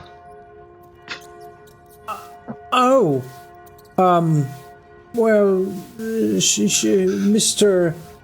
Black Bruise in the back, currently examining her body. Good, thank you. I'll just walk past him. Who are you? And he just kind of like looks past as you move past him. I toss him 10 gold and follow Freon. 10 gold, wow. He like catches him and he's like, oh, thank you very much, kind lady, for your donation. The Church of Marissa and the other mothers thanks you. Thank you from the bottom of my heart. I'm Father Joshua. Who might you be? I completely ignore him, and I'm already in the back. Very well, make yourselves at home. The house of the mothers is a house to all of her children. And you make your way towards the door. It's closed. It's a wooden door which is closed. Can we open it, or is it locked? Doesn't seem to be locked. Oh, no. well, then I'll open it. Okay. You open it up. You see there, standing on a little stool next to a broad wooden table, Fosco, who currently is in the process of putting off some gloves. You see the completely naked body of a corpse. Looks to be a human girl, probably in her mid-20s or something, with brown long hair that is now just like spread across the table. And Fosco kind of looks around. It's Alton's friends, Freon, am I right? Yes. And he kind of like puts his gloves on. Well, what brings you here to the Church of Marissa? Well, probably the same that brought you here. The dead girl. Yes, I was tasked with doing a little abduction on her. Stab wounds. Never would have guessed, but she has 2 in her abdomen and another 3 in the back, it seems. What was that? Quite a lot. Stabbed? That is quite a lot, yes. Usually which is also weird, I have never seen her here. She is, apparently also nobody's missing from Salt Marsh. What I've conducted so far is that there have been signs of struggle.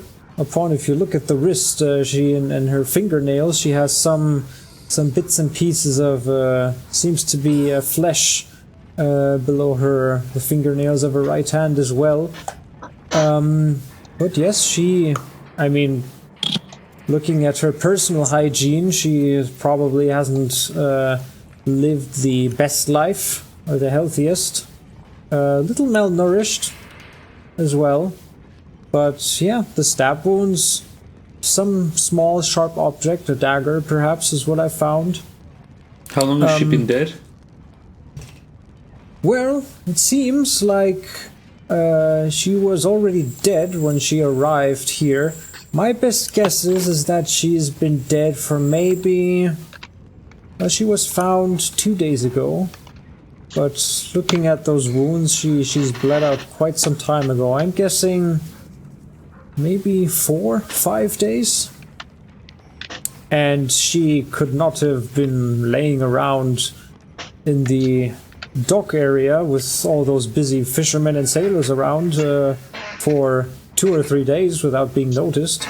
Was she found in the water, or...? Yes, she washed up on the shore down there. But the body wasn't in the water for 4 or 5 days. Otherwise, it might have been... Well, looking at Angie, he kind of like shows you a little bit, and you see him like getting very passionate about this, pointing out all the little details on the corpse that might give some clues onto her death. Well, you do see that especially around the wrist and ankle area, it is a little swollen, and her body does look as if it's been in the water for quite some time. So I'm not exactly sure about the time frame, but with these stab wounds, that's the only detail I could ascertain so far, because with the shape she's currently in and the water kind of obscuring a little bit of that, she was definitely in the water for more than a day or two. Can I also do a medicine check? Sure. Go ahead and do a medicine check. You can also use your what's the tools again? Hang on. What are the tools you had? The healer's kit to maybe try and see and look a little bit, like use the tools in there to maybe ascertain a little bit more about her body. Could I use my bardic inspiration to help Tiala, to give her... Sure. You can sing a little song about how she... how do you inspire her? I'm not gonna clap her on the butt. That's reserved for Branwolf. Hey, worked for me. I'm feeling left out. Well, what does the inspiration do? I'm gonna whisper to you. Let's show that little man who's the better doctor. You can do that.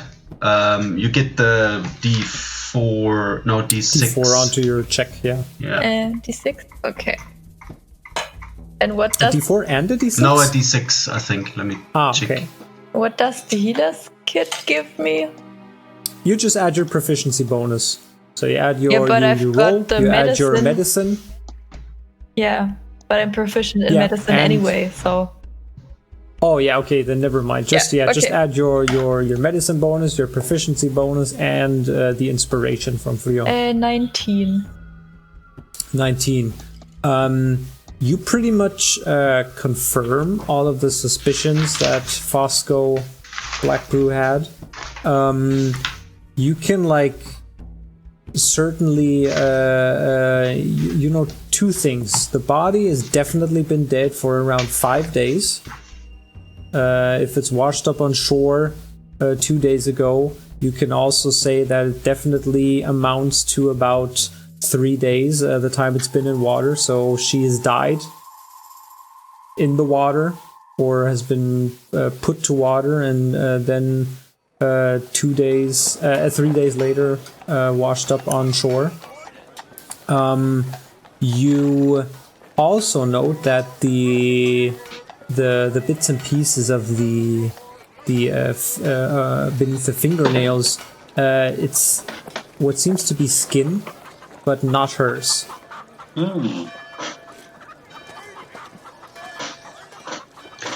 Tiala, those swollen wounds on her wrists and ankles, is that from, I don't know, some sort of shackles or something? Can you recognize that?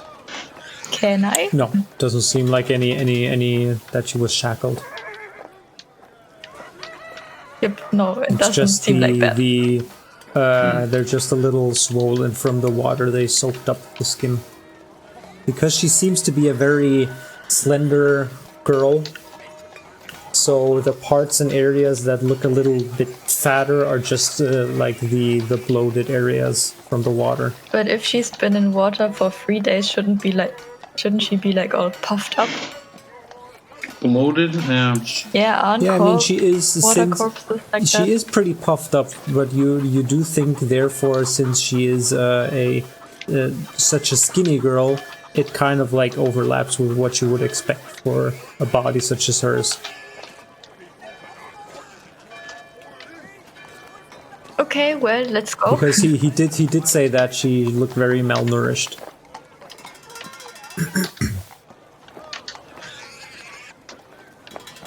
So, if I may ask, who sent you about the girl's body?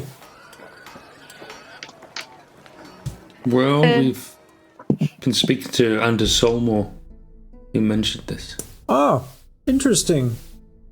And he also wanted to find out more about the girl. I was, after this, just about to sit down back home at the estate, get a report ready, and give that to the council members as soon as possible.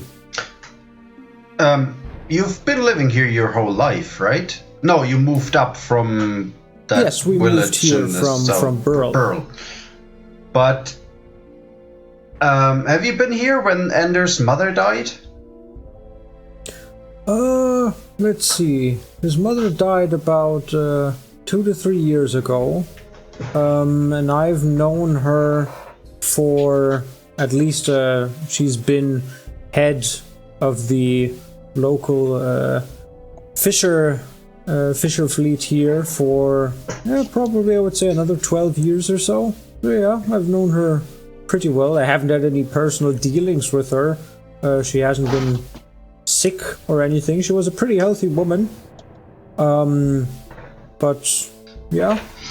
And have you heard of someone called Scarin Wave Chaser, like a friend of the mother, or? He's the fella looking over Anders. I believe. He's been in Salt Marsh also for quite some time.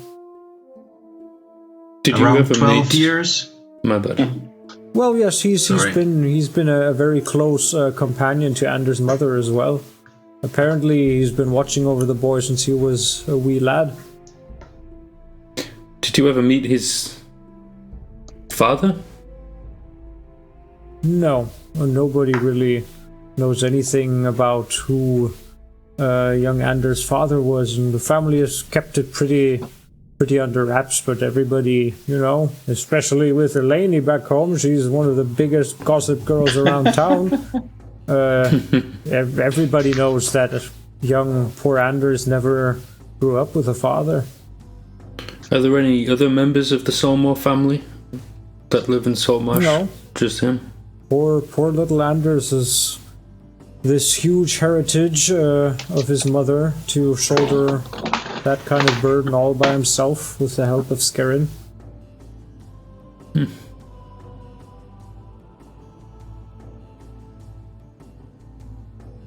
Okay. So if there's anything else, I want to keep things hygienic in here. We're going to prepare the body for a burial in an unnamed grave out back, and I would finish up.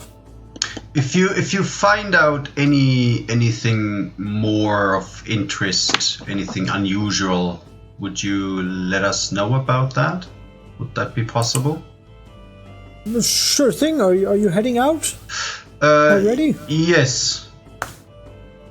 We're planning to go north. So you are taking care of the haunted house situation up there? Yes. We'll go and investigate, yeah. Oh, we told the reasonable. lady too, she's aware. Oh, okay. Well, watch out in those marshes. Don't get, be prepared to wear your rags and securities up there, because the Hool fever is not something you want to come down with.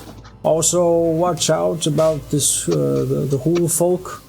They are known for raiding any travelers through these marshes. Every time a lady goes up there, I wish she would take somebody with them, but so far was able to avoid them. So don't venture too far into the marshes. Keep to the old northern road.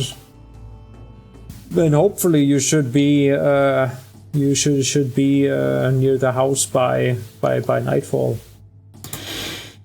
Good. You okay? Thanks, Vasco. No problem.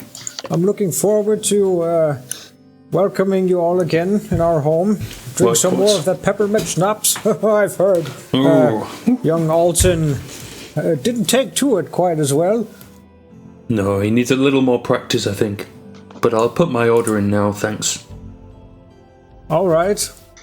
I'll make sure a lady has some brewed up when you return. Good luck with the preparations. Thank you. Well, we still need to get this mess here sorted and put this poor girl to rest, whoever she might be. Mm-hmm.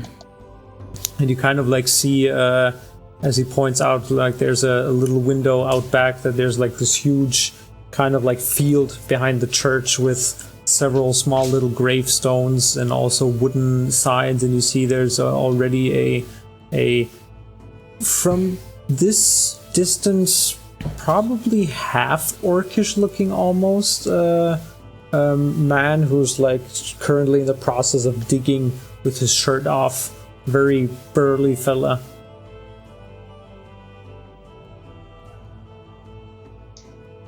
Are they out? Right, are they out now? Am I joining them again? So yeah, they're coming. I'm going back out. Yeah, you're coming back.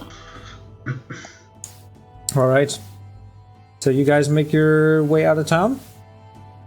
I would say so. We tell Branwolf about what we found out. Mm-hmm. That she was stabbed several times.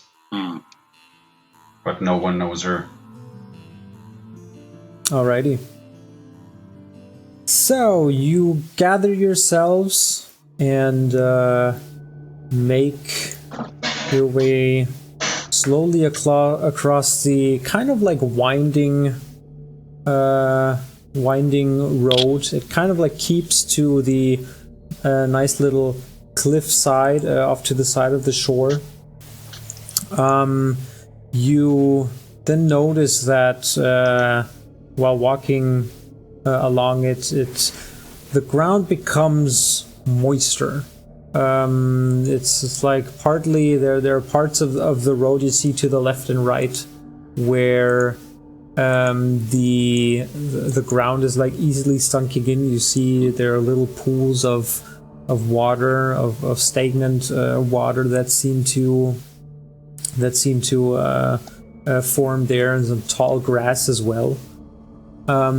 You also see that like now around you feel with your equipment and your coats that the sun in the afternoon sun burning down the place, it's like rather humid and hot walking across this landscape. You see there's like swarms of mosquitoes and other insects around the area, and you do notice that there's like several, while this is very a very like even area, you don't see too many hills or trees, and just the kind of like cliffs to the right and so you know you're still on the island's edge, keeping northward. There start to be like little tree trunks that come into place, and other bigger bushes, and you also start. There's like some kind of heaviness in the air, which makes it hard to breathe, almost like if you're in a very, very humid space. Like every breath of air you take in is filled with little droplets and water, and it just makes it like a very exhausting. I believe it's time to put on our masks. Yep, for sure. All right. Yeah, so you put on your cloth, our protection, and you do now see also the. It starts to become not a forest, but there's like these big gnarly trees here and there with all sorts of like moss and growth hanging down from it, and they become to be like more and more separated and clustered, and then more and more just becomes this almost like a dense environment of different growths, and it becomes hard to see like where the road is, where it starts and ends, and what's actually maybe just like a little path between a few larger bodies of water and puddles.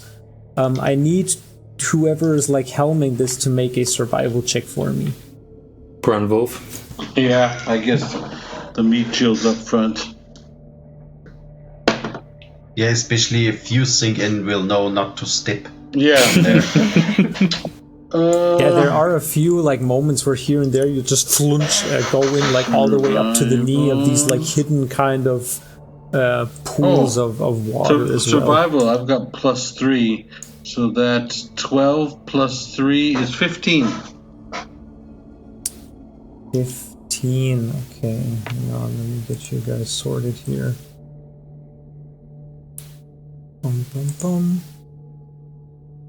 So you make your way leading north.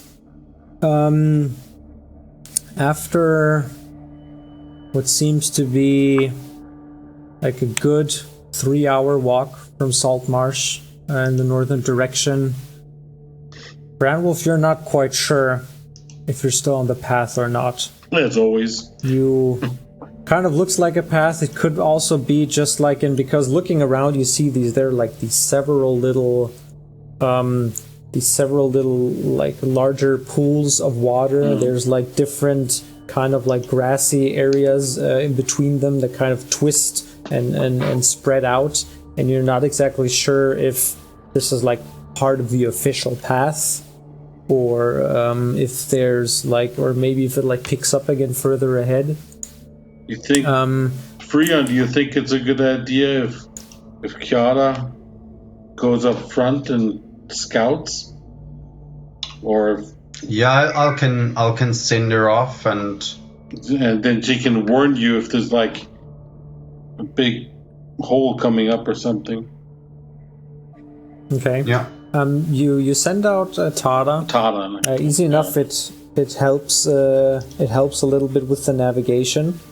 You fly up a bit, and now seeing like as you fly up, you notice immediately that there's like some sort of layer or misty area. The further you go up and watch through Tada's eyes, you see that you are, without even knowing it, in some sort of like mist or fog, some deep like swamp mist. There's just this mistiness and dampness in the air that makes it hard to see further than 200-300 feet ahead. But like walking there, it's since you're so easily focused on little bits and pieces of be it like trees or other parts. Whoever's currently in the front, give me a perception check. That's me.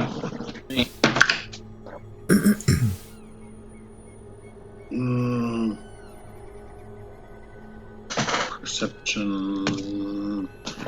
I should know this by now. Yeah, 0. 13. 13. While walking this what path, what you think is the path, while making your way through the little grassy bits and pieces of land in this damp and soggy ground. You hear like the different noises of birds, be it scavengers or otherwise. You hear the chirping of several insects around the area. The fauna itself is very loud, in particular here. You also see several different unknown, like almost looks like different colored flowers here and there amongst the disgusting, soggy, like mossy kind of growths. And you do see ahead, there's this little tree off to the side. There's something hanging down from there. You didn't quite spot it at first because there's like all these bits and pieces of like moss and viney kind of plants hanging down from the almost dead looking branches. But you do see there's something else kind of like dangling down from one of the branches up ahead. Is it like a snake or something, or? It's like too hard to tell without getting closer to it. It's about 30 feet away or so off to the left. Well. It's just something you kind of like make out in the distance that looks a little bit weird or stands out to you. Yeah. Well, I can't do much against it if it's that far away. I'm not gonna run over through the marsh. Just have a look. Oh, what's hanging there? Anybody else have better eyes than I do? I don't know. Well, I can go there with Tara. Yeah. Or look through her eyes. Yeah, look through her eyes. What it is. Then no one needs to get there. I don't know. Yeah, I'll tell you. Maybe someone can. if Tara can have a look, what that is. Something's hanging. Okay. Something's hanging there. We don't know what it is. Easy enough. Tara, your familiar owl, flies towards the tree that Branwolf described, and she kind of like sits on an odd little root sticking out of the ground, looking at it as you do through her eyes. You do make out that it seems to be now up close some sort of string that is put up in the crown of the tree amongst the branches. Some sort of, it's not really twine, but from the looks of it, seems to be some kind of string wrapped around bones, perhaps, that is hanging there. Uh-huh. It's getting hooly around here. String, or could that be something like a webbing of some kind? That something like a. Looking closer at like it, Freon, give me a perception check. Yeah. With Tara's perception or with my... Tara's perception, yeah. 1 sec. The perceptive owl. I think you also have, what was it, advantage on sight or smell? Yeah, I think so. Hang on. Perception +3 and advantage, yeah.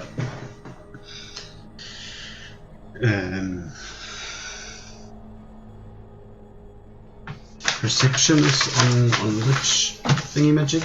Which attribute? Intelligence? Yeah. I'm not quite sure. I can check. Let me check wisdom. it out as well. Yeah. Ah, yes, wisdom. My bad. Ooh, my shit. bad. I have advantage. Lucky me. Yeah, with advantage. Oh yeah, that's better. That's 22 then. All right. Flapping her wings and getting a little closer, looking at it. You recognize the string-like element to be hair. Yeah. And it's hair wrapped around almost in a very, very arts and crafty manner around several bones, just making this kind of totem looking element. You can't quite say what kind of bones. You're not sure. Seems to be made out of different kinds of creatures. Some might be animals, some might be human. They're not quite sure.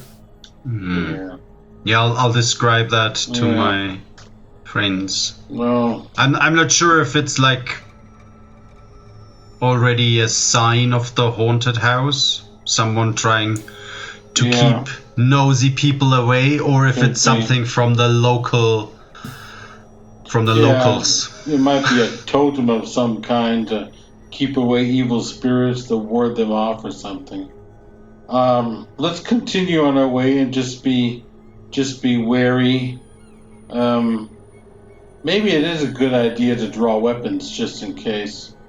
So I'm going to draw Leroy and Jenkins just in case something decides to jump out at us. All right. And do the oogie boogie. Then, Branwolf, give me another survival roll, please. Gladly. Can I help? think, because you can do the survival stuff with, I think it's only with advantage in your favorite terrain, but swamps are not your No, favorite it's not terrain. my favorite terrain, it's woods. Oh no, that's right, you can only you can't become lost in your favorite terrain. No, that's true. No, I remember. My favorite terrain are woods and the hills of the Skilfs. But I've got plus you can 3. also help him if you want to. I've got plus 3 on survival, and I rolled a 16, so that's 19. So 19, that's a pretty good roll, I'd say. I still roll. I've got a 24. Well, thank you very much for helping, my dear. So both of you, as you keep walking around, you now also you get the sense that the evening hours are slowly crawling in. The sunlight is starting to become dim as the sun is setting far to the west of the island, and you you're gonna have issues, those without dark vision, to see properly, especially trying to navigate the ground correctly. But you do get the sense that you've wandered a little off the path and are now trying to find it again. Okay, I asked Tiala maybe to come up front with her dark vision and her better vision. I'm right behind you, my dear, just in case something should attack us. And I'll join.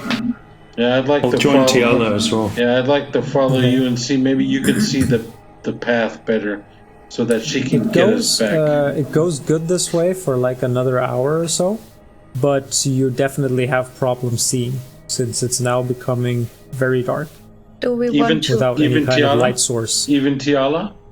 No, they have no problem with you. No, you and Kader, I got her in front of me. I'm walking.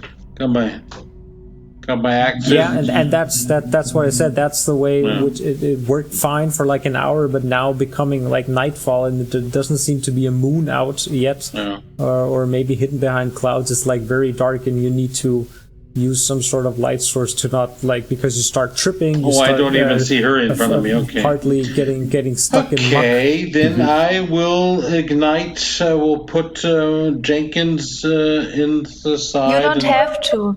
I don't have to? Do you have your super duper? Yeah, I can just produce a flame. Produce a flame, and I'll produce protection. Lighting the area with your little with your blue. It's a bluish light, right? I think you said your bluish flame, lighting the area and walking along, trying to find the path again. You now see here and there more of these totem-like areas hanging in the trees. Here and there you also see what looks to be either long rib bones of some animal or beast, and other big wooden kind of makeshift totems, all wrapped around with this hair and other parts, some twigs here and there. Do these these Hool people that we heard about, are they kind of what you might call natives to this land? Would they be something I don't know, You don't know. I don't know anything about the Hool people. No. You're not from here. Blackwater, sadly, not here with you to give you any more information on what he knows. We were just warned. After a while, you do kind of come up to what looks to be a bigger tree. And Tiala, you're up front. Give me another perception check, please. 16. 16. You see there's like something that's kind of like hanging in the tree in front of you, probably around 50 or so feet away. It's like hard to make out this far away, but there's some sort of like figure. You see 2 arms or something that are stretched out somehow in the tree's upper reaches. I point the figure out so everybody can see it and go inspect it closer. Yeah, what does her light show us if we get closer? Okay, you go closer. You make out what looks to be a rotting upper body of... You're not sure if it's a human. It's definitely male. Do you see it's only like the upper torso, because the rest has been probably ripped apart. You see some looks to be like entrails that hang from it slightly, and you see it's like tied to the tree, the arms. That's what gave it this kind of like look. You see more and more of these kind of like totems hanging around as well, and small little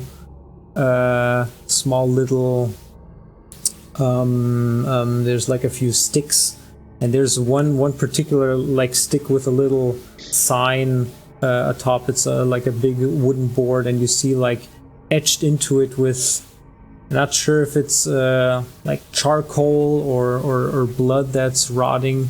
You just see this kind of message that is smeared across the board as saying, "The Hools reign here, beware the witch's ground." Oh, fuck. You'll bring some good camping gear, right? Oh, yeah. Witches again. Yeah, you do. It's like getting pretty late, and you also have... Well, first of all, everybody mark off at least 2 rations for the day. Yeah. Since you've, I'm guessing, nourished yourselves with that. And you do feel like the wandering around the swamp, becoming slightly lost, slowly taking its toll on you, and you do need to bed down sooner or later, unless you want to push through the night and suffer exhaustion. Bed down in some kind of marsh? I thought we only need a half a day and we left at noon. Yeah, I thought so as well. Isn't that what everyone said? Yeah, we should have. But then we had a little are we delay, that didn't lost? we? The temple and... Seems like it. Maybe. Aren't you supposed to know your way around the wilds, Branwolf? Not around muck and marshes. Even though that's true. Wait a minute. One moment here, DM. Let's have a check at. Let's have a check at this thing here. What do we have here? Knows himself aware thing. I can find. Cannot become lost in your favorite terrain. No. Which ain't the marshes. Yeah, the marshes. You gave woods or something when we created Branwolf. Yeah. Can I woods, choose a favorite terrain now? Yeah. In which case it would be. Well, I'll repeat that to Freon. I'm only good in wooded terrain. So what should we do? Are we gonna? Didn't we get lost in a wood as well sometime? No, we didn't. Yes. I wasn't with you then. I wasn't with you then. Okay. Yeah. Always excuses. The we should pitch But we need to take watch, of course. Essential. I guess so. Do we want I don't mind. sleep now, or do we want to like push on for an hour? Maybe we're close. I don't know. Well, we have to be close, or else they wouldn't be putting up signs telling us to leave. So we're definitely in the middle of the Hool thing, and they said we're see first the Hools and then the Haunts. So I don't know. So yeah, what do you want to do? You want to get go away from that tree and bed down? Do you want to push through? If I fly, like, I don't know, 100 meters high with Tara, is there any way that I could see? Because it's supposed to be on an outcropping, like on a cliff, the house. Mm-hmm. Yeah. Would I be able to see it with her? I think, yeah, owls do have night vision, Yes. I recall. Awesome. You are able to fly up with her, and normally you would, but with the fog creeping in, it's hard to see, like, past the horizon, or to see the horizon at all on your current location. Hey, Freon, doesn't your familiar loosely see everything in the middle of the night? Returning the stupid question. Well, Yeah, she would see that if you didn't get us lost in the middle of buttfuck nowhere. Yeah, buttfuck nowhere.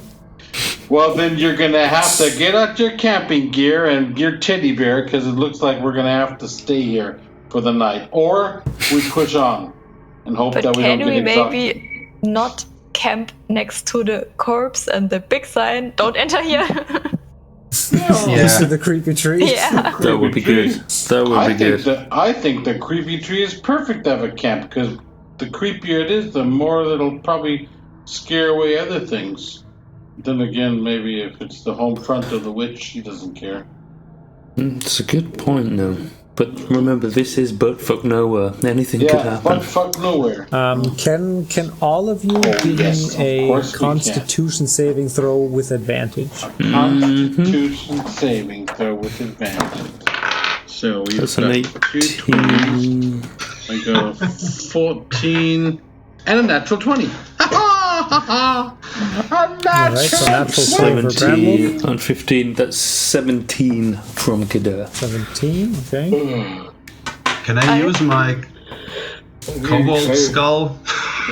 Sure, yeah, you can use that. I've got a What are 10. you using? A 10, alright. Oh, bloody hell. I need to take the result from the cobalt skull then, right? Yep. Yeah, it's a 6. 6. Gotcha. Dug your own grave, though. Well, beforehand it was a 6 and a 4, so... Fair enough, yeah. So yeah, what are you guys doing? I got a natural 20. Oh no, you told us to do the Constitution thing. Yeah, no, I just wanted I would like wanted to some rolls. rest. My last night's sleep wasn't that... Yeah, since I'm feeling Rested. rather well, I think my Constitution, somehow I feel pretty good in this kind of thing. Maybe I like this kind of... I will take... You like the humid weather? Yeah, I like the humid weather. I'll let my friends lay down, and I will take the first watch. But let's walk like 100 meter in Yes. any Just get away from the corpse. Passing. Yeah. We Get Rotten away from the torso. corpse. She's leave creeped the out by the we corpse. leave the spooky tree. Head I also think it must smell, North. right? Yeah, exactly. okay. There's a rotting Well, that's the torso. You're first thing walking- you do. you're walking behind. Smell that the rot is a little bit stronger here, but you've been like smelling weird stuff even through your cloth Yeah, mask. you've been walking behind me all evening. We've been- so- Yeah, Sounds exactly. like cinnamon, maybe. Sorry, it's that peppermint coming out of Granville all fed quite a all lot of bacon pores. this morning, I think. Yeah, So. whew, sorry about that. Oh, damn. And there we go. The murder of this mystery girl solved. Yes, that's it. Peppermint schnapps. All right, Yeah. so Branwolf, you take the first I will watch. take while- the first- I mean, you make your way a little bit off Yes, to a the little side, bit, away from the and creepy somewhere see where something corpse and would- tree. You could find be a wrong. semi-dry patch of grass, like damp green, brownish-looking grass with a little bit of yellow tips on it. Perfect. Burnt from the swamp sun, singed in the day's heat. Perfect. But you make your way down there. You put up your tents. you resort to your rations, of course, for dinner. And Bramwolf, are you gonna make a fire? What are you gonna use as light? Are you doing a campfire? We have Tiala's light still burning. Well, she's going to bed. Yeah. Can't you put your little light down and have it glow? Or do you have to activate it actively? It doesn't. Do I put it on a torch or something? Yeah, put it in front of me. You can light a torch with it, yeah. So I light a torch and put it in front of me and have my pipe. The rest of you have Talon. The rest of you Talon across my side. I got my axes on the side. Sharpening Talon, singing little songs to my favorite sword. Okay. Give me a perception check, Brandon. Gladly. That's a 14. Alright. Tiala and Kadir, both of you lie down, drift off to sleep. Freon, you as well. Freon, you have this weird sensation while sleeping. You have the same rushing sensation through a darkened pine forest with bleak, naked figures off to the side here and there that vanish as you look around, and you just kind of like run through this endless darkness of tree trunks beneath these blackened pine branches, and you look to the side and then you see something else is like running a few tree lines over to you with the same kind of like speed in this weird, almost unnaturally kind of like fast, almost savage kind of way. And you see again this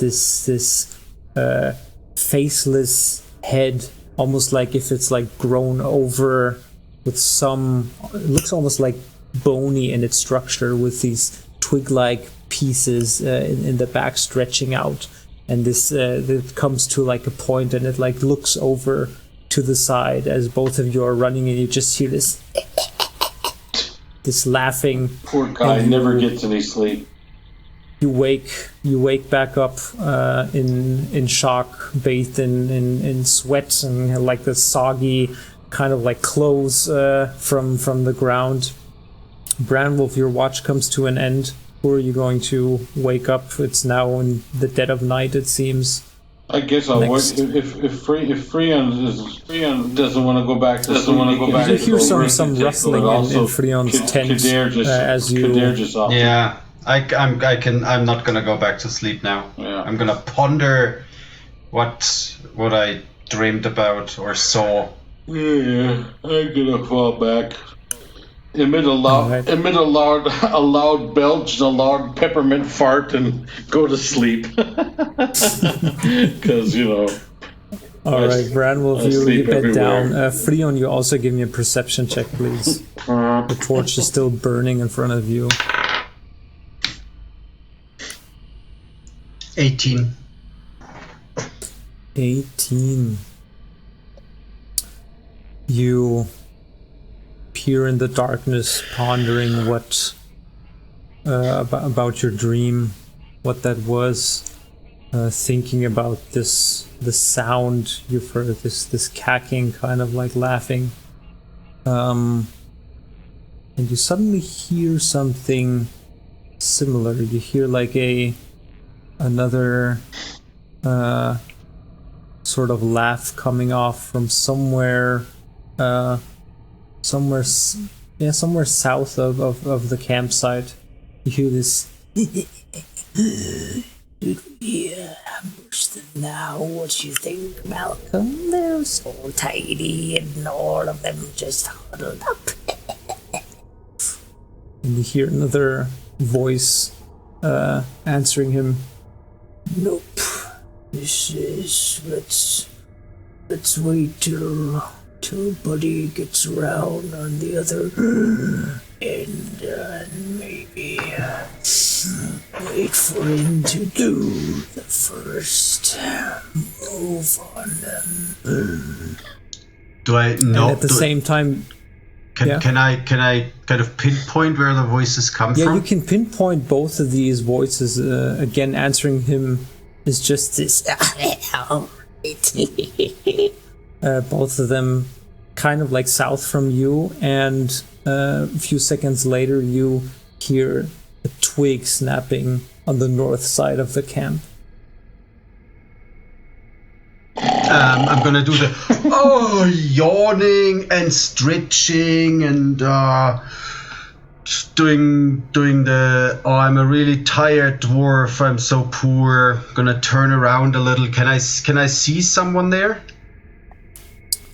I would say, yeah, taking your old roll, you see very faintly. At first, it's not really visible, but the flickering torch in front of you, it kind of like not illuminating, but you see reflections here and there of other like moist little droplets on trees that are reflecting.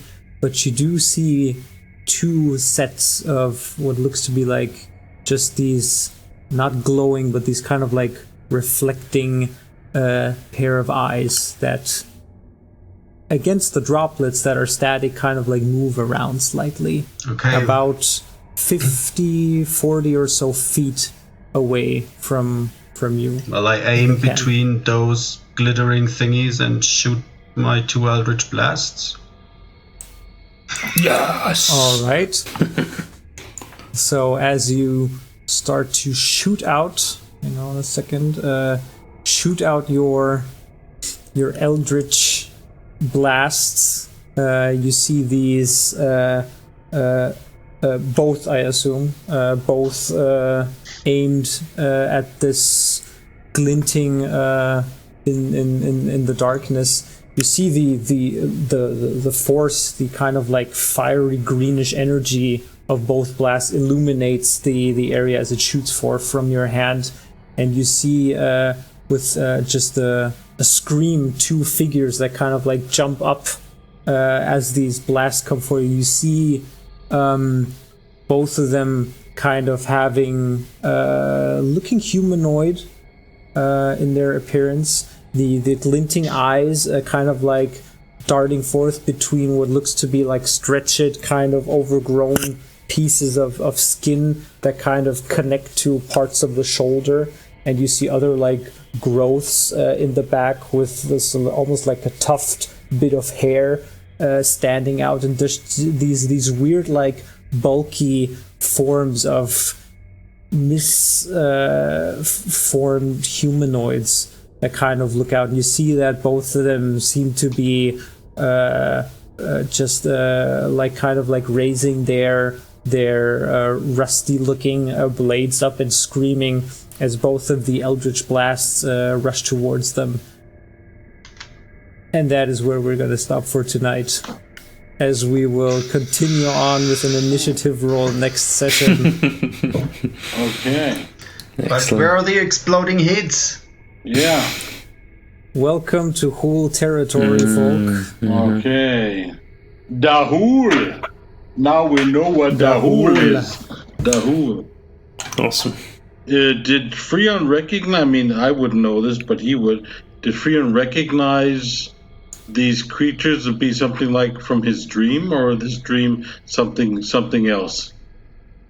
No, they were looking unlike anything from his dream. Okay. Yeah, something completely different. My God. That looks some weird things that were going to await us yet. Okay. All right. So before we come to a close, quickly again, thank you for any listeners who are listening to our weekly shenanigans.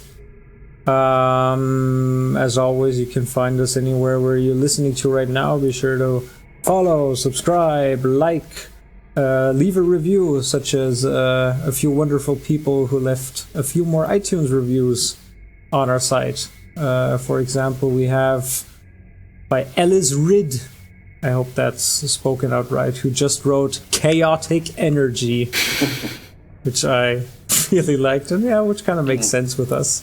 Yeah. There's another one by Tariq Kawaja, I think, I hope, no, it's probably wrong. I'm sorry about that. Who wrote, really enjoying this podcast so far. The introduction to Catch Up the Listener was great, and I'm really enjoying the characters so far. Awesome seafaring beginning adventure. There was also FictionWorks19 who wrote, you can tell right away that these guys love playing with each other.